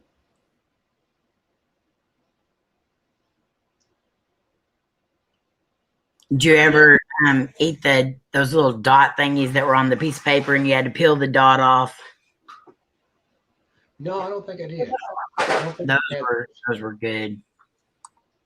Yeah, Vodka Vamp, you're right. I saw a movie years ago and already knew because my dad's side of the family is from England. Right? So already knew a little bit of different words at one time the UK would use. And in this one movie, what's his name? Not Denzel Washington. It was the guy that played in one of the Star Wars movies, Samuel L. Jackson. He was the star of it. And in one video, he goes into an elevator and he's wearing a kilt because he's Scottish or he has Scottish heritage. He's wearing a kilt. He's carrying golf clubs. This guy walks up to him, gets in the elevator with him, and he starts making fun of him. And he says, he pulls out a pack of cigarettes. And he looks at him. He says, "Fag."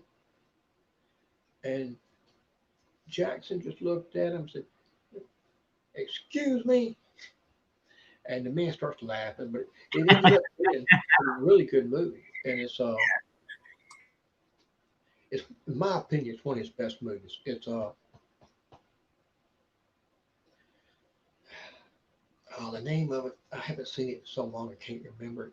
But he Formula 51. That was the name of the movie. Oh yeah. And if anybody has not seen it, you really need to because that movie is funny. It's hilarious. It's awesome. It's awesome. I mean, it's my opinion. It's his best movie. And the thing about it is, he had just got through filming for Star Wars, and he goes straight into production for this movie. And because of his training with Star Wars, quit. Sorry. Um, I'm sitting here. My feet are over. Oh, my feet are over. My feet are over. My feet are over there, Uh-huh. and they're being. My feet are being still. But the stuff that I just got through showing you a few minutes ago, uh, it all just suddenly fell over, hit me in the leg. Uh-oh. Seemed like quit. Uh, but he just got through filming for Star Wars, so he's got the training for all the lightsaber fights that he was doing. He goes straight into production for Formula 51, and there's fight sequences in it. And the first one he has to go into, he's carrying golf clubs, and he takes one of them and he starts fighting with it, and it's almost like martial arts with the way his movements are. So the fight director, fight instructor, whatever you call him, he looked at him. He didn't have to teach him anything. Didn't have to direct him on. We need you to do this. We need you to do this. No, Jackson just went straight into it, and he got it made like in 2 takes, 3 takes, because they wanted a different angle or whatever. But the person that teaches the actors how to do their moves when they're fighting, he looked at him and was shocked and said, "How did you learn to do this as good as you're doing?" You know, Jackson had to explain to him that he had just got through filming off of this other movie, and there was a lot of fighting involved in it. But yeah, when you mentioned that, it reminded me about that movie. Yeah, exactly. I mean, I knew when you said that, I knew exactly what you was talking about. Now I don't know if the UK still uses that term or not. Uh,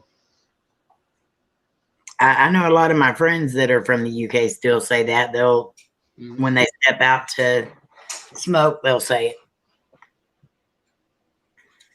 All right, I need to say, wait a minute. Stepping out for a fag real quick, Hmm. stuff like that. There was a couple of terms that I used to use because even though I don't hate my dad, all right, let me just say that because I never said that during the earlier part tonight. Um, he never actually came up and apologized on his last year. He never said, "Son, for all the things I've said, all the things I've done, I'm sorry." That never happened. But there, but I could sense it in his heart. And for his last year, I finally had a father-son moment. It's just for maybe 1 year, or actually less than a year, but we had that bonding moment where I had the dad I should have always had. Right. And but his heritage is from the UK, and actually he researched it and found out, and I even went back and double checked it just to make sure because I want to make sure he wasn't trying to pull one on me. Hmm. Yeah, Siggy is another one. Yeah, uh, but he researched it, found on his side of the family the family crest, and discovered that there is a village which is now probably a small town, but back in the 1700s, 1600s, it was a village that was founded by his side of the family, and Oh, it's wow. named after the family.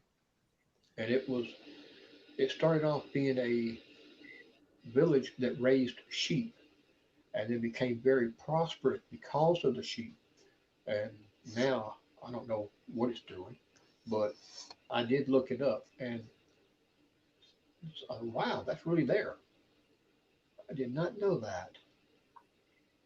And of course, back at that time, I didn't care. Right. And, I'm like, oh, I did not know that. I don't care. Close the book, and I'll let it go because I had so much trouble at that time to where it was of no interest. The only thing that had my interest, I'll Hmm. stuttering in a moment, was the fact that mom was Native American, Yeah. papa was Native American. That was my interest, and it still is. I mean, I can't say that I'm not proud of his side of the family because they done nothing to me. Right. According to his side of the family, I'm probably a mutt because they they were born and raised over there, and then they hopped, skipped, and jumped all the way back, all the way over to America. Hmm. So I've got the UK part of me in me, Poland, Scotland, Germany, everything from the UK west. I'm like a mutt. Yeah, but so that's the reason why things like King Arthur, most of your epic fantasies is geared toward that area, Right. and so I love movies like that. And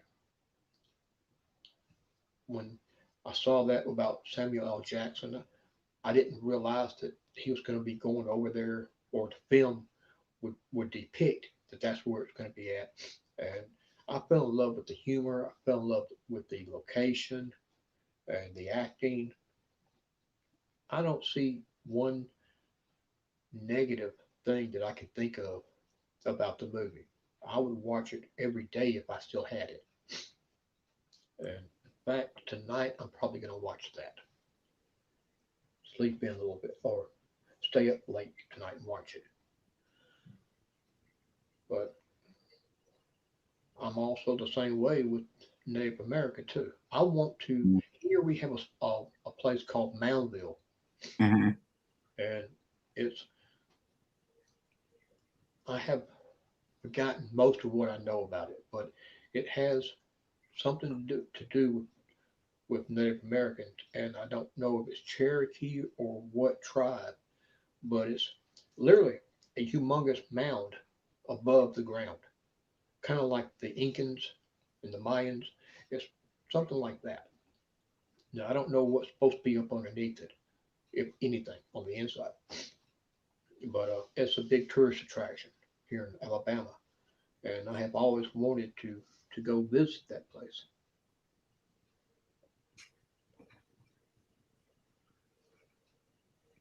My eyesight's getting blurry.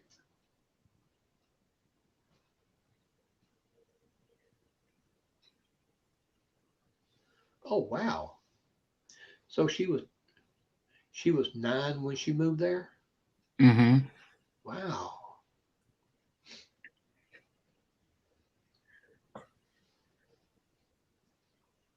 I'm a mutt, and you made the mistake of feeding me.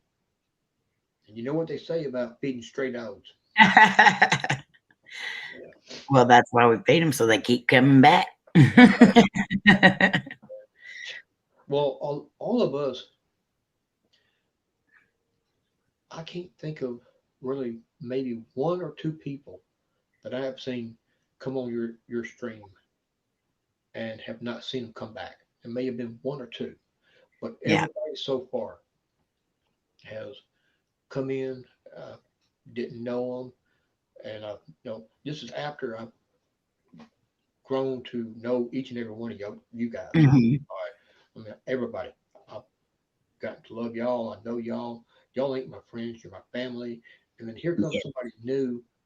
I'm thinking, I don't know this person, and we'll start talking, and a week, maybe 2 weeks, they'll come back.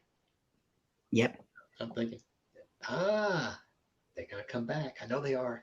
And a week or two later, they come back again. And then next thing you know, they're doing like all of us. I mean, we can't wait to come back. Oh, thank you. Um, but there has been maybe one, possibly two. And I think the reason they didn't come back was they were trolls. Probably. That's what I'm thinking. I mean, they trolls. But at the same time, it could be that the topic that was being discussed Right. or something along that lines might not have been of interest to them. And instead of giving somebody a chance, they Mhm. made up their mind right away. This ain't for Right. me, and they bolted. I mean, I don't like to be around a lot of cussing, a lot of drinking, Right. and I'll go to a string that we all know and who we love. And sometimes the language and the joking manners will get to a point where I'm sitting there going, I'm uncomfortable. Yeah. They're not doing nothing wrong. They're just having fun, but I'm uncomfortable. Yeah. You know? And I'll try to show as much love as I can, but then I'll politely say, okay, guys, love you. Hope y'all have a great night. I'll be back next time, and I'll kindly try to leave without being disrespectful. And, Yeah. because really, like I said, they're not doing nothing wrong. They're just having a good time. That's right. Krista. Yeah, that sounds like me, Krista. I keep telling myself that I have to take a day and write that down Mhm. because eventually this tablet's going to play out and it's got all my saved information. I can't even remember my Tumblr uh, password. It's been that long. I opened it up just for this right here so that the videos I can share it out on it. Mhm. things that I do, the history of where the things I've gone through with this, I can put on there and Right. do like a timeline. And I started it, done 2 or 3 posts on it, and right now I can't remember the password. Oh no. Yeah, I can't even remember the email. So I'm like, which email account do I check to see if that's it? Yeah. Yeah. And I really need that back up because I honestly want to get back to doing the post on it. And the reason I like Tumblr so much is because with Twitter you're limited to so many words. Yeah. With Exactly. with Tumblr you could do a 5,000 word post if you want to. Right. It's it's unlimited, and you still have the same benefits that you have with uh, with Twitter. You can put videos up, you can put pictures up, you can message each other. I mean, it's just basically the same thing, only better. And with Tumblr, if you make a mistake on something, you can edit. Yes. That Yeah, Twitter needs an edit button so bad it's unreal. they do. They really do. But we all, when we read something, you can look at it and go, okay, they meant this word. There's no Hmm. typo. And it don't phase us. Most of the time, we read straight over it as if it was typed the right way. Right. Yeah. Welcome back. Hey, Hawk, welcome back.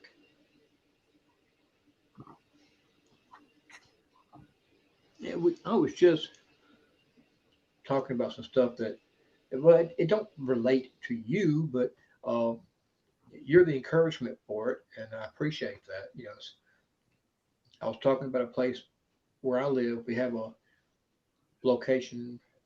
I don't even really. I don't know where it's 100 miles. It could be 75 miles. I don't know how far away, but it's called Moundville, and it's got something to do with Native America.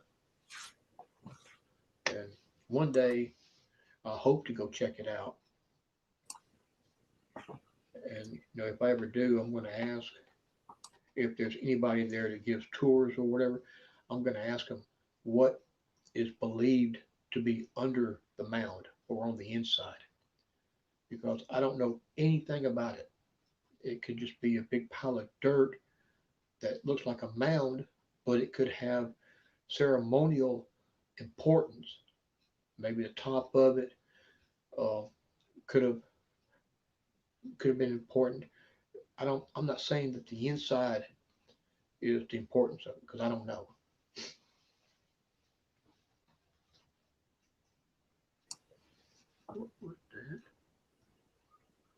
Well, I hope you drive careful. Be careful, Hawk. Love y'all.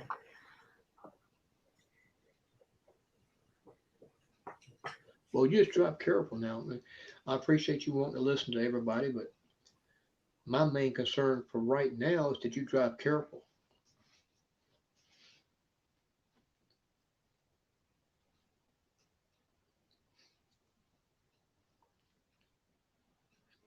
I can't step out for a smoke because I don't want to leave you guys sitting here for 5 minutes, and I don't want to dip in front of you because that's just nasty to look at. Plus, I got to dig the can out anyway. Uh, I put everything up before turning the camera on, just in case somebody acted up. I could turn the camera in that direction and show that it wasn't me because I know how people who pop in who's never been to a person's channel before and they pop up. Oh, well, that was happening because of this over here. That happened because of this over here.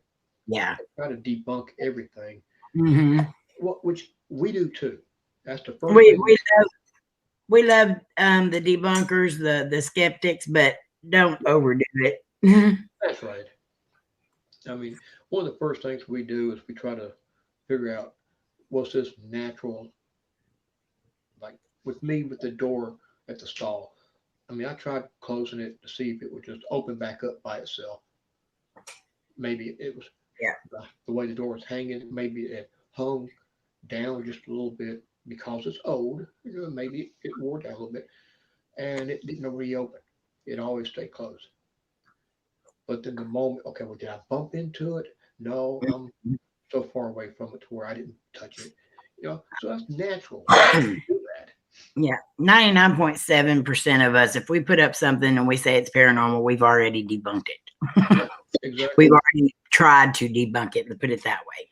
Now, I did find something on one of my videos that I have yet to explain, and it happened so quick. I don't have a big enough screen to really look at it and see if it could be just a regular shadow or was it my arm. And when I when I saw it during the edit part, I had just got through filming it, and I went, okay, I know exactly where this is. The window is in this direction, but that can't be a shadow because there's absolutely no light coming through. Right. I'm looking at the footage going, the room is dark. The Mhm. window, outside window that has no curtain is over yonder and it's in broad daylight. So that should cast a shadow in here, but there's no lights. So Right. that can't be, I'm talking to myself, that can't be a shadow. Mhm. Okay. Could it be my arm? Okay. No, it ain't my arm because that arm is holding the camera. Right. And I'm trying to debunk it and I have yet to do it. That's exactly how I do things too. I sit and talk to myself. I Uh-huh. call Lainey in here. I call Cody in here. I don't have a good enough or a big enough screen and even the ability to slow it down to where I can see exactly what's moving and try to find some type of definition or outline of it. But when I saw it, quick instinct was there's a figure there. There's an arm, Mhm. some type of, there's something there. And Yeah. with the way it moved, okay, okay, okay. I don't know what that was. I'm sorry, do what? You're good. Okay. You said something and I missed it because for some reason it cut off on me. But it looked like somebody was right beside me, and then when I turned, they quickly backed away. Yeah. But I couldn't tell if it was an arm, a shoulder, or whatever. But there was definite movement there, and I'm like, okay, do I mention this?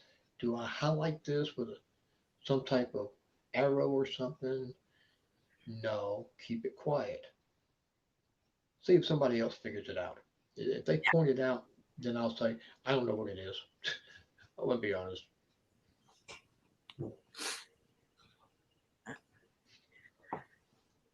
Well, We we have to. go ahead. No, you go ahead. You I was just gonna tell Krista, we definitely any of us that are paranormal investigators, we love skeptics. So we appreciate you watching our content because when people like you who say you're I call them skeptical believers, um, mm-hmm. if you say you saw something, that's a lot more validation for us. So we appreciate anyone coming and watching them, and especially the ones that don't necessarily believe in it all. That's right. That's why a lot of times, if I'm able to do a video, you'll notice that the beginning parts of it, I won't put in the description. Mm-hmm.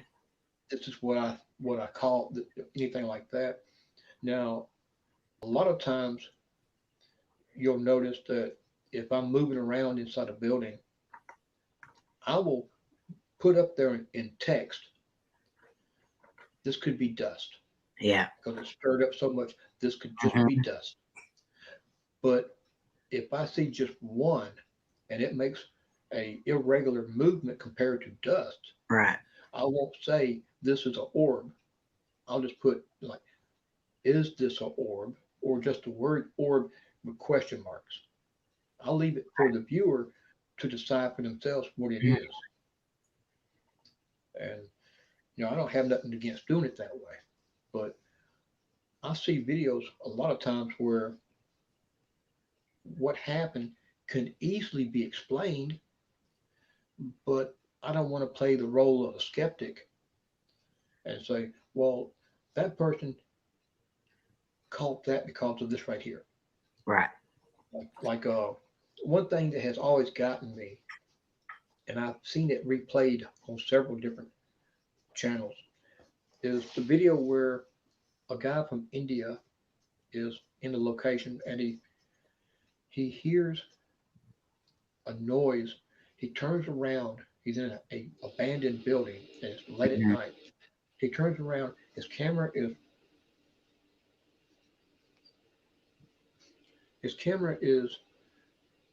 facing a doorway, and you see a movement go past the door. He quickly takes off running after whatever went across in front of him, and it goes from left to right. Mhm. When he gets in the doorway, he steps outside. This is the part that always bugs me. He turns the camera to the left in the direction that the thing came from, shows that part first for about 3 or 4 seconds. And then he slowly turns it to the direction it went. And you can see the outside of the building, you can see where it turns to go to the front. You can see all kinds of directions where somebody could have took off running and hid. And I'm sitting there going, okay, don't be ugly. You don't know what you would have done if that happened to you. Exactly. But if it was me, wouldn't I have ran out the door and turned in the direction that it was going Yeah. to try to catch it? Yeah, but again, I'm not trying to be ugly or disrespectful, but I think that's what he should have done. But at the Mhm. same time, I wasn't in that situation, so I don't know Exactly. what I would have done. Right. You're right. You're right. It is entertaining. That's why I watch it. You um, I watch it for two reasons. Well, three. If it's somebody that we know, I'll watch it for their to support them. Mhm. Uh, I watch it because it is entertaining. The ones that people that we know is I love to see what they're doing. I love to hear them laugh, hear them joke around. I love seeing what they catch. The content of what they can, the evidence they pick up is what I like. But mostly, if it's somebody that I don't know, a lot of these channels I've never even heard of, I'll watch it just because I want to see what they went through. Right. And there's a lot of stuff I cannot explain. I have seen things move, just suddenly start moving and going, okay, there's no way there could be strings. There's no way you could do it because you see it. Right? There's nobody walking by that could have tapped it. I'm trying to come up with the reasons why this happened, and I know ahead of time I'm not going to be able to. So I know what this is. Yeah. But again, still rambling. But again, basic instinct on what we do. First thing, trying to debunk it. And Exactly. the only reason why, in my opinion, that we do that is so all of these naysayers will not have a way to say, oh, well, this is the reason why. No, we just proved it wasn't. And if, like you have said before several times on your streams, once we can get them to agree that it can't be debunked, that's one step closer that they will be toward admitting what we already know. Yeah. Exactly.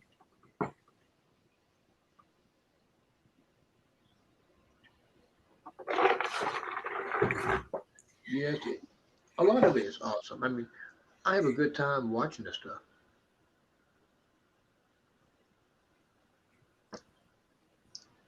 Okay, Krista, I don't know who she is. I haven't had the pleasure of meeting her. That is Mo Sardi's wife. Oh, okay. No, I haven't never seen her before. I mean, I'm familiar with Alicia, I think that's her Mhm. name, and uh, Tiffany. Yeah. Tiffany. Okay. 'Cause I know Alicia is going between pink hair and blue hair now. Yeah. I don't know if she dyed it back or not. Blueberry now. Yeah, blueberry high. Pretty too. I was watching his premiere earlier today and was loving it too, but ended up having to leave because of work. And I missed it today because of work too. uh, now the last one he did a couple of days ago, that one was just hilarious. Yeah, it When was. the ending was hilarious. You know, I was actually at the premiere right there at the end. I came in while he was looking at the parking lot, and I missed where his friend threw the package at him. I missed that. I mean, that was right before I came in because when I started watching it, was whenever Jody was telling Pinky, get my gun." I'm like, what in the world? And I was thinking,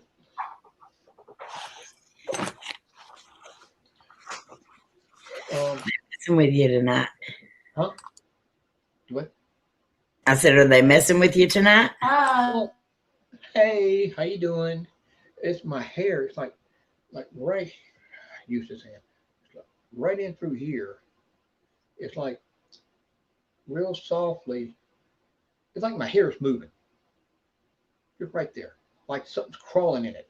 Yeah. And you know, uh, and it's the same spot over and over. I would, I'd be okay with it if it was right here, and then eventually it came over to here, and Hmm. maybe I'm like, okay, it's a bug, probably a gnat or something. But no, it's that same spot over and over, and I ain't got much hair up here.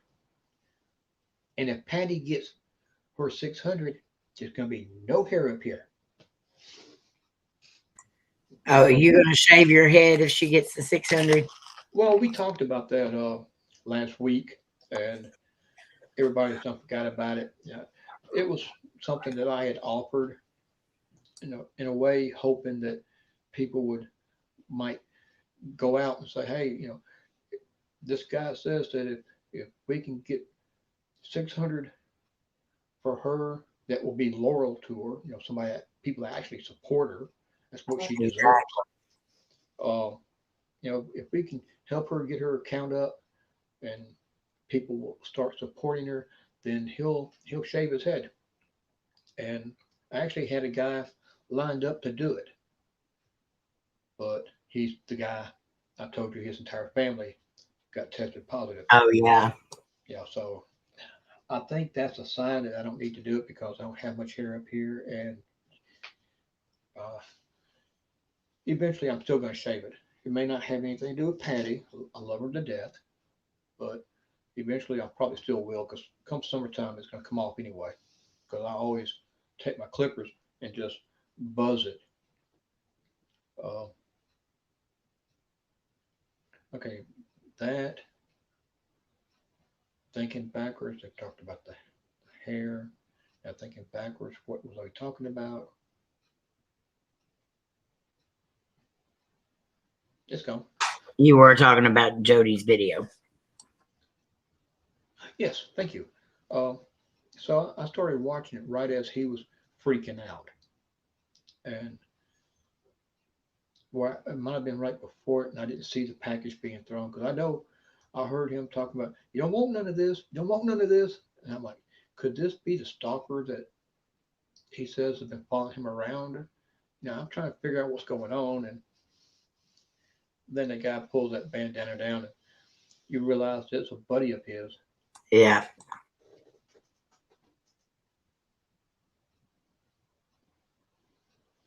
Yeah, Krista, I kind of agree with you, but I also feel the same way about Patrick too, because last night they were, I still want to see it. I don't want to see him shave it. No, I no, would, no, no. you know, I was halfway joking when I was saying last night, look, just dye it pink and put purple tips on the ends of it. I, I would love to see that if I would, if he can do it to where it can come out easily. Because Yeah, the washout kind. right, exactly. Do that for just for the appearance, and to show everybody, look, we made his agreement, and here it is. It would look, I think it would look cool, but I know how he feels about it because Yeah. I would feel the same way if I had a full grown, which I used to have a full grown beard. Uh, if I had it for as long as he's had his, Hmm. then I would not want anything to happen to it. That's why Yeah. I'm washout kind. Yeah. Oh yeah, his mate got him real good.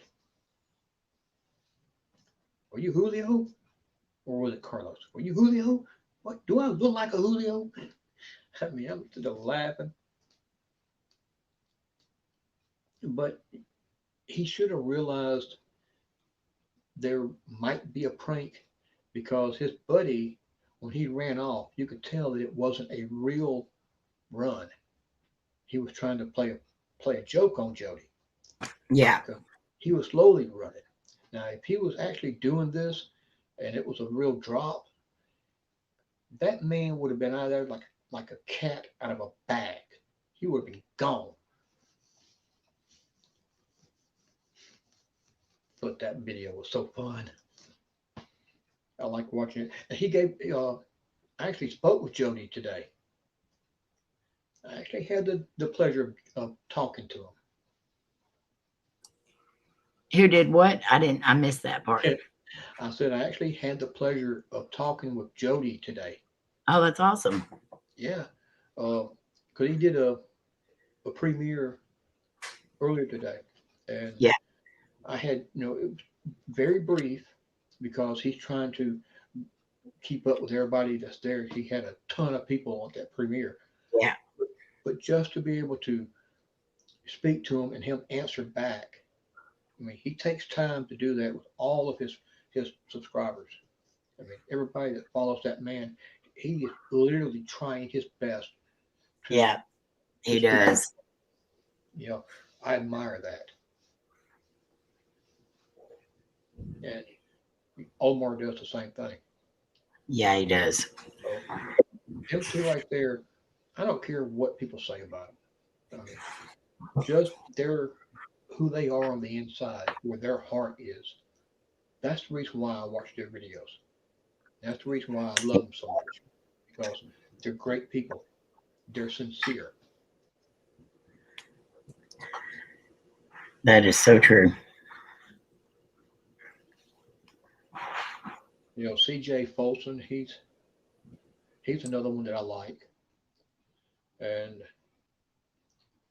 there's one guy I can't pronounce his name good, but he's got some good videos as far as the Randonautica videos. They're enjoyable. I ain't saying you can believe everything that they do. I'm saying you can enjoy everything they do because they really go into some freaky, creepy, abandoned Yeah. buildings. Yeah. This guy, his name is Jaskino. It's him and Jasco. CJ. Yeah, Yeah, it's him, Jasco. Yeah. I him like and him too. Chris. Yeah, I love his videos. And I believe he was the one that actually used one of my intents for the Randonautica app last year. And he used it while filming, and it led him to a business with a chain link fence all the way around it and stuck. Now, the intent that I used was doll, and actually, I said creepy doll. And he went to that chain link fence, and on that fence, somebody had stuck a stuffed monkey toy in the fence. So Oh wow. it freaked him out. I mean, literally freaked him out. He actually went back during the daytime. Hold up. Oh, Krista. Oh, wow. Yeah, you're right. When they team up like that, like they did in Florida, they have separated now. Jasco and Chris are back up in New York, and I'm not sure where CJ is at, him and Dylan, but they're not in Florida, so I'm not sure where they're at the moment. But they've kind of split up, but it's it's complicated. I mean, one video is supposed to be new, they're not together. The next video they are together, but I know from watching as long as I have that they do videos in advance, and that way they can upload periodically while they're still filming, or in a case of like now COVID, if they have to go a dry period without being able to film, they still got videos they can upload to fill the gap in. So I'm not sure what they're doing, but whenever they team up like they have been doing, then I mean it's just really good. Um, I'm waiting for Melissa and Patrick to have another one that they're uploading, and I want to get back starting on Fridays, seeing.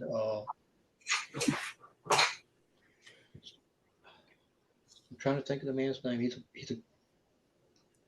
a great guy. He's a real good friend of ours. But I see so many videos to where I forget who's doing what. Um, on Fridays, he does the inspirational videos.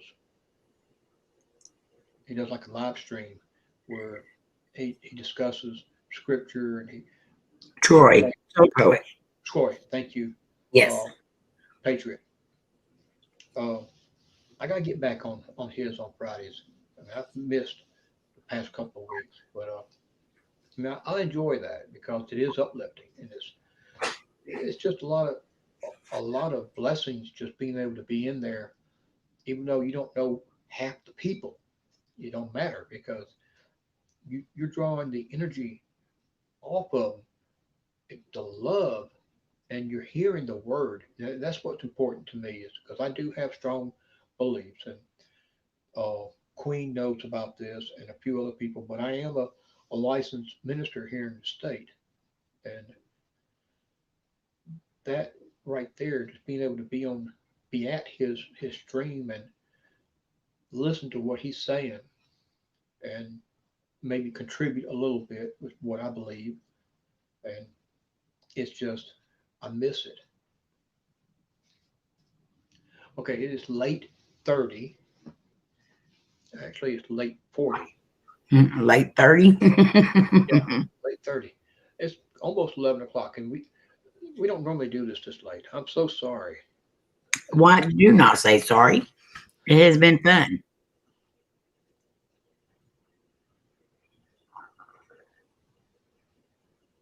I don't think I've seen that one.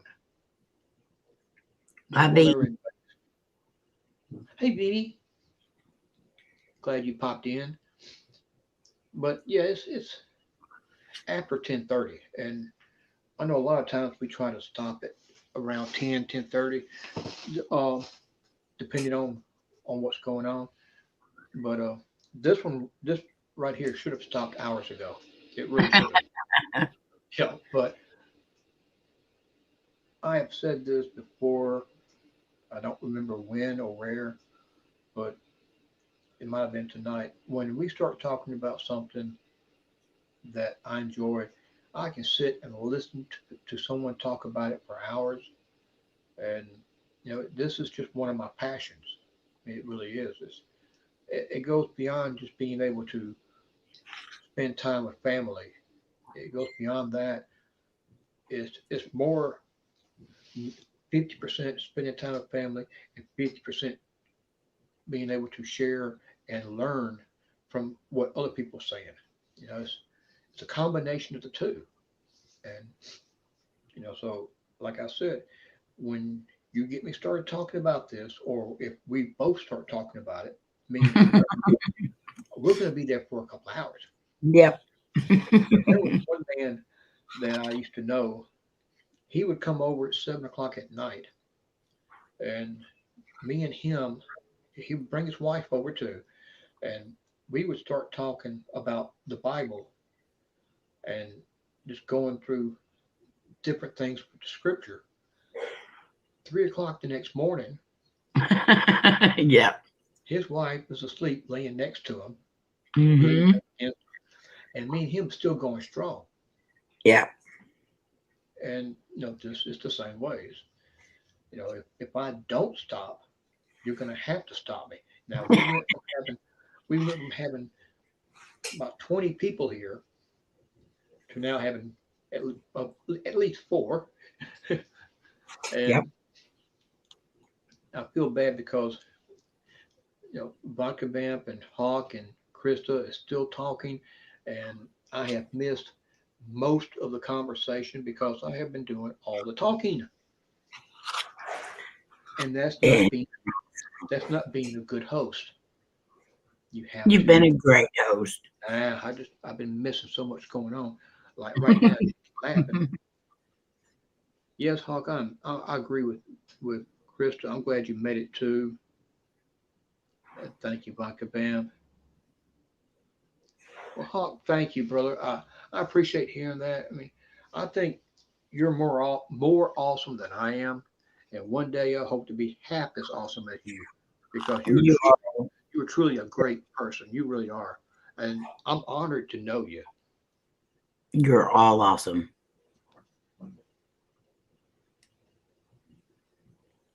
Well, thank you, Vodka Bam. I'm so glad I met you because we just met here recently, and like 2 weeks ago maybe, and I'm just so thankful that I've met you. You and Hawk, and Krista, and I mean everybody here that popped in tonight. I wasn't expecting that. I mean, honestly, there were a few people that I figured. Excuse me. There was a few people that I figured would be here, and they were, but there was a lot of you guys that popped in, and I'm sitting there like, wow, this this person's here, this person's here, this person's here, and the next thing I know, there's 20 people here. I'm like, what? And I can't stop talking because I don't want to get sidetracked from the subject, but I want to thank them for being here. It's one of them situations. People understand when you're talking about something like that, and if you pay attention to the chat, you're never going to get it out. You're right, but I wanted, at least I wanted you here if possible because of the support that you give. I mean, I felt better going into it knowing you were here, I wouldn't have been anywhere else. and I also was hoping that if you had time, you could be here so I could ask you to explain that one part because I don't have the ability to do a lot of explaining. And even though I may know the answer to Mm. something, if I try to explain it, people get confused. Well, thank you, Nicole. I appreciate that. And I'll try my best to make it as simple as I can, but I just can't explain as easily as other people can. Right. Especially if it's something that I really don't know much about. I don't want to be somebody that's going to sit there and try to explain something when I don't know it myself. I'm the same way. If I don't know it, I don't want to explain it because Well, you understand my reasons why, but also I feel like if I was to explain something like with what we normally do, if I try to explain something along that line and I don't even know what I'm talking about, then that's going to reflect bad on me and my channel. Right. And that's going to make people feel like, okay, well, we don't need to watch him because he's all fake. He don't know what he's doing. And, I'm not in it for the numbers, no way. But when I do a video, I want to try to be as honest and open about everything. And if I don't know something, I want to be able to let the people know, okay, look, I don't know anything about this. I'm not sure about this, but I think, and then say what I believe it might be, or Right. something like that. And at least that way, the viewer knows, okay, he's unsure, so I can't judge him for that. But I think I know what this is. And then they could comment and say, hey, have you thought about this? Could be the reason, or this could be the answer. It helps. There was one guy that in one of my early videos, he made the comment to me, well, thank you, Vodka Vamp. I appreciate you. He made the comment to me. At first, I started to get offended because I thought he was being rude. But then I Hmm. finished the comment and I appreciated it because the first thing he said in the comment was, what are you using to film with? A potato? And I took that with, this guy's just being he's just being rude. But then I finished reading it and he gave me some advice. And quickly, man made a comment, a response back and said, hey, thank you so much for saying that. I mean, I'm going to try that. I'm new to this and I didn't know it was going to look this way. This is what I'm using. And, you're right. I'm going to turn this way. I'm going to try doing it your way. And I appreciate you doing that. So there's been a lot of people in the past that have left comments where they left suggestions to me. And I, I take it and I'll try it. And I'll tell them how much I appreciate them even doing that. And I've actually gotten somebody, I don't remember if it was Amber, Peggy, Mary, or who it might have been. Could have been Queen. But somebody off of the video that I done last Tuesday said that they would love for for they would love to see me expand what I'm doing instead of just here in the state, maybe doing all 50 states, touch on each one of them. That'd And be cool. well, I told myself, well, I thought about doing that, but I wasn't sure how everybody else would feel. But I thought maybe that might be good because where I live, I don't know anything about the legends in uh, Nebraska, you know, or Oklahoma. I don't know what their legends are. So that would be educational for me. And so I thought, yeah, maybe something to think about. Well, see, now, Nicole, Krista, I'm a little bit different because I'm nervous about doing streams. I would rather be in the chat and make the videos. And Krista, you're not boring. Neither are you, Hawk. Y'all do great.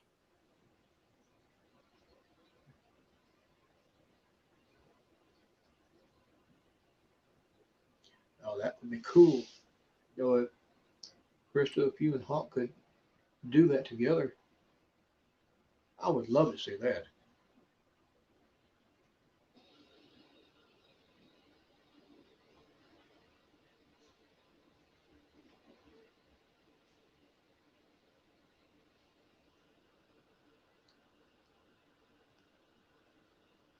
I'm trying to get caught up.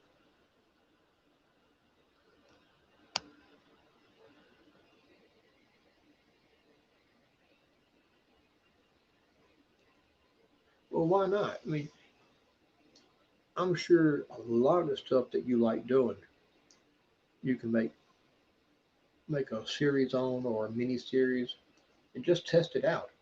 See if you enjoy it. And then I guarantee you, once you get started, you're gonna fall in love with doing it and you're gonna want to keep on. Plus, anybody that says I'm nervous behind the camera, we all are. And when we first get started on that, the first thing we think about is how nervous we're going to be. And I still do it, but I will still get behind that camera and do a video in a heartbeat if I've got someplace I can go. But it's just sitting down like tonight and being the one doing this is hard for me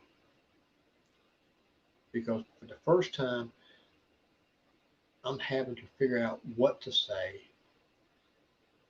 not really lead the conversation, but start the conversation and then try to uh, move it around in different directions. But whenever I'm doing a video, it's a different story because at that time, I'm focused on where I'm at and what's going on around me, not focusing on who could be watching it. And so for me, it's a completely different scenario, and it's something that I love doing. And I would just rather be doing that and sitting in the chat where I can enjoy what's being said and enjoy the people that's in there with me. I try to also honk, but my nighttime hours is limited, and you know how it is where you only have so much time in a day. There's so many of us that a lot of us are putting out stuff at least one time a week for most of them, and I want to keep up with them. Plus, I meet new people. Well, I want to see what they're doing. There's live streams. Well, I want to see what that's going on. So it's really hard, but we do our best to try to keep up with everybody. We do our best to try to support each other as much as we can. It is impossible. If there Yeah, was like 90 more hours in the days, yeah, we could do it, but it's impossible. you're right. I mean, it's like I think I don't remember if Hensley was supposed to go live tonight. I think he was, or he might have had a premiere tonight. Um, that might be tomorrow night. But there's like three premieres or Yeah. three things coming out tomorrow night, and I want to see all of them. But my number one choice I'm going to go to is going to be the one you're doing tomorrow night. That's first and foremost. And then after your premiere and your video, your stream, I'm going to go back. And if nobody else is going live, I'm going to go back and catch up on everybody else's. But if somebody else is live, then I'm going to go support them. All right. Well, And mine's Thursday night. today's Tuesday. Oh, man. See, I'm thinking Tomorrow, I have my mom's show and Hawk yeah, and them here tomorrow. yep. That is tomorrow night. I was thinking, see, I forget about Wednesday night. I'll keep thinking And Rob goes live. yeah, Rob's live tomorrow. Yeah. Well, now Rob surprised us. He went live earlier today, Mm-hmm.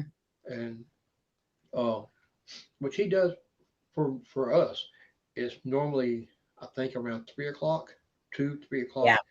He'll be on his lunch break. But he was actually on earlier than that, and I think he came back later.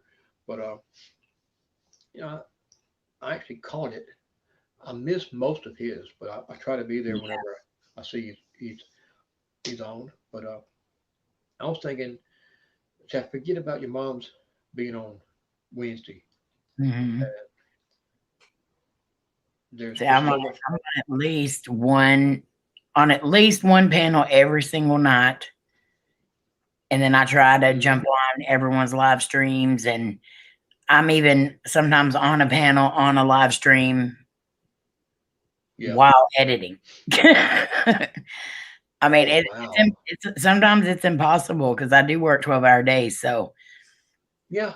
You it's do. hard. It's hard, but you just have to try to make do and just watch back if you miss it. And yeah, it's hard.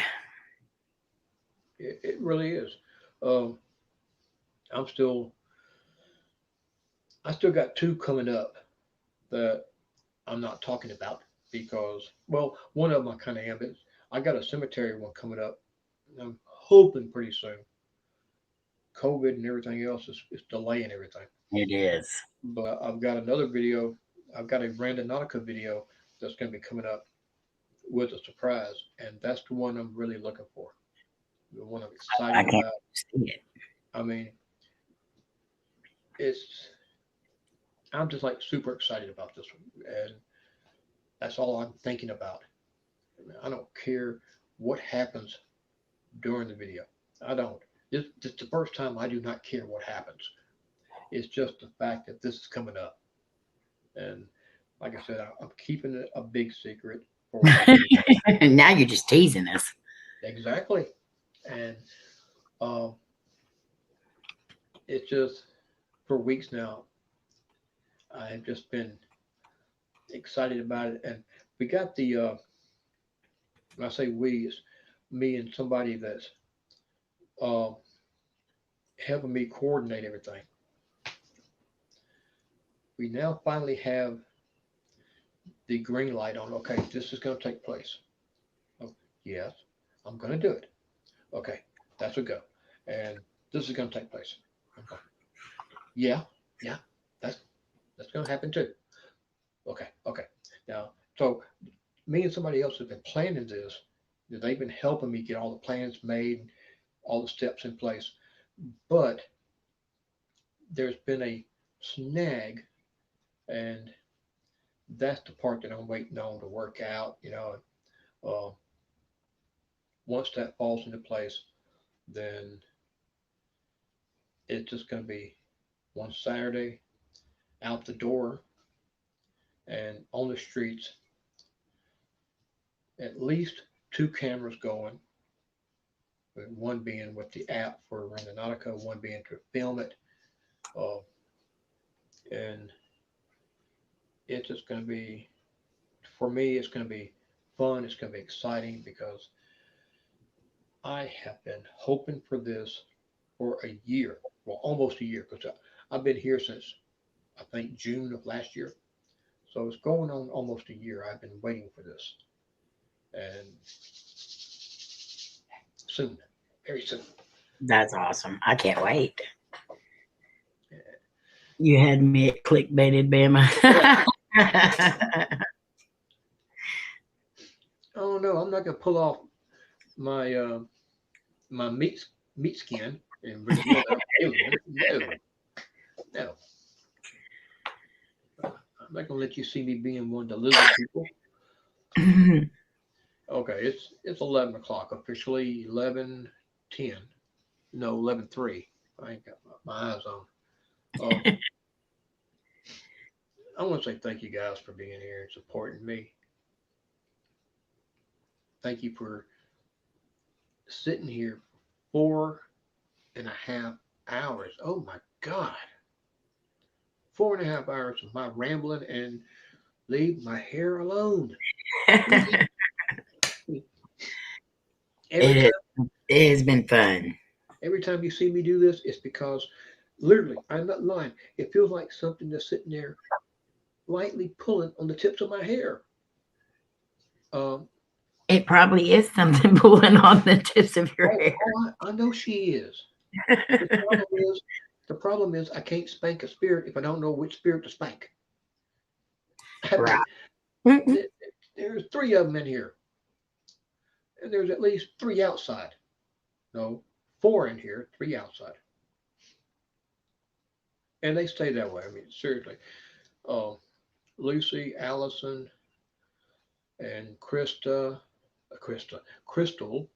Sorry, Krista, Crystal here. I mean, I've got That's only three, but there's a fourth one in here. I got Dustin. No, not Dustin. I'm thinking about one of us. Uh, Lucas and Luke and Tristan outside. I mean, they the guys stay outside, the girls stay inside, and except Crystal. Crystal goes where I go, Yeah. and all the stories I could tell you about her for people that don't do what we do, but who love to hear it. They would sit there and like, wow, really? I have literally shocked friends of mine in the past just hearing some of the stuff that happened.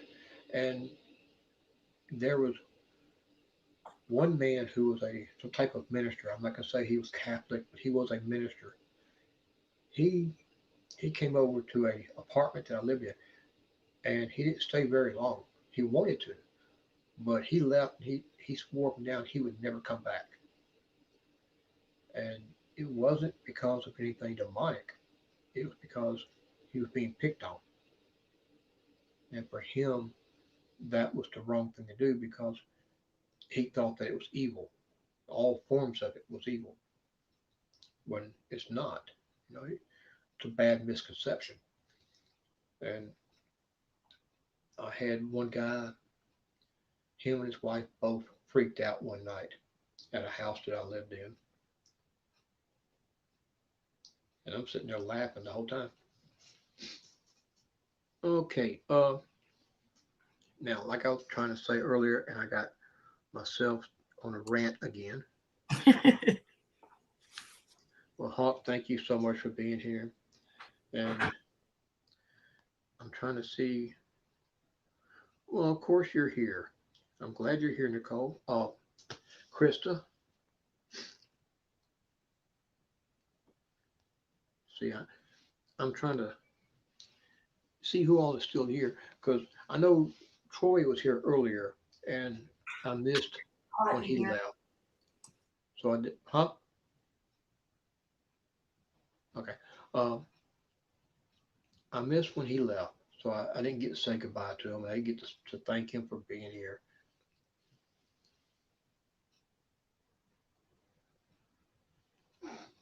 I was wondering when you was going to remember that. I didn't want to have to bring it up. Well, thank you, Vodka Vamp. I mean, normally it's not no 4 hours with me, 4.5 hours with me. If I do a stream, it's going to be maybe an hour and hour and a half at the most, maybe. And the reason why is because I tell people, okay, somebody's coming up at this time, like 8 o'clock, somebody's going to be coming up. So let's jump off of here real quick and let's go support them. And that's what I try to do all the time. There you go. I don't think Amy is looking, but I appreciate each one of y'all being here and sticking this out with me for as long as you have, for supporting me, for loving me. Please know that I care about each one of you, and I may be slow to respond because my daytime is very hectic. But if you ever need someone to talk to, all you gotta do is just send me a message, and you don't even have to say, "Hey, have you got time to? Would you mind?" You don't gotta say none of that. Just shoot me a message and just let me know what's going on. I'll always be happy to sit there and talk with you and listen to what you got to say. All right. And like I said, I may be slow to respond, but just because I don't respond right away does not mean I'm not going to. Because I promise you, if you need someone, I'm here for you. Okay? So just keep that in mind. Oh, we love you, Bama. Well, I love you guys too. I think I love you more.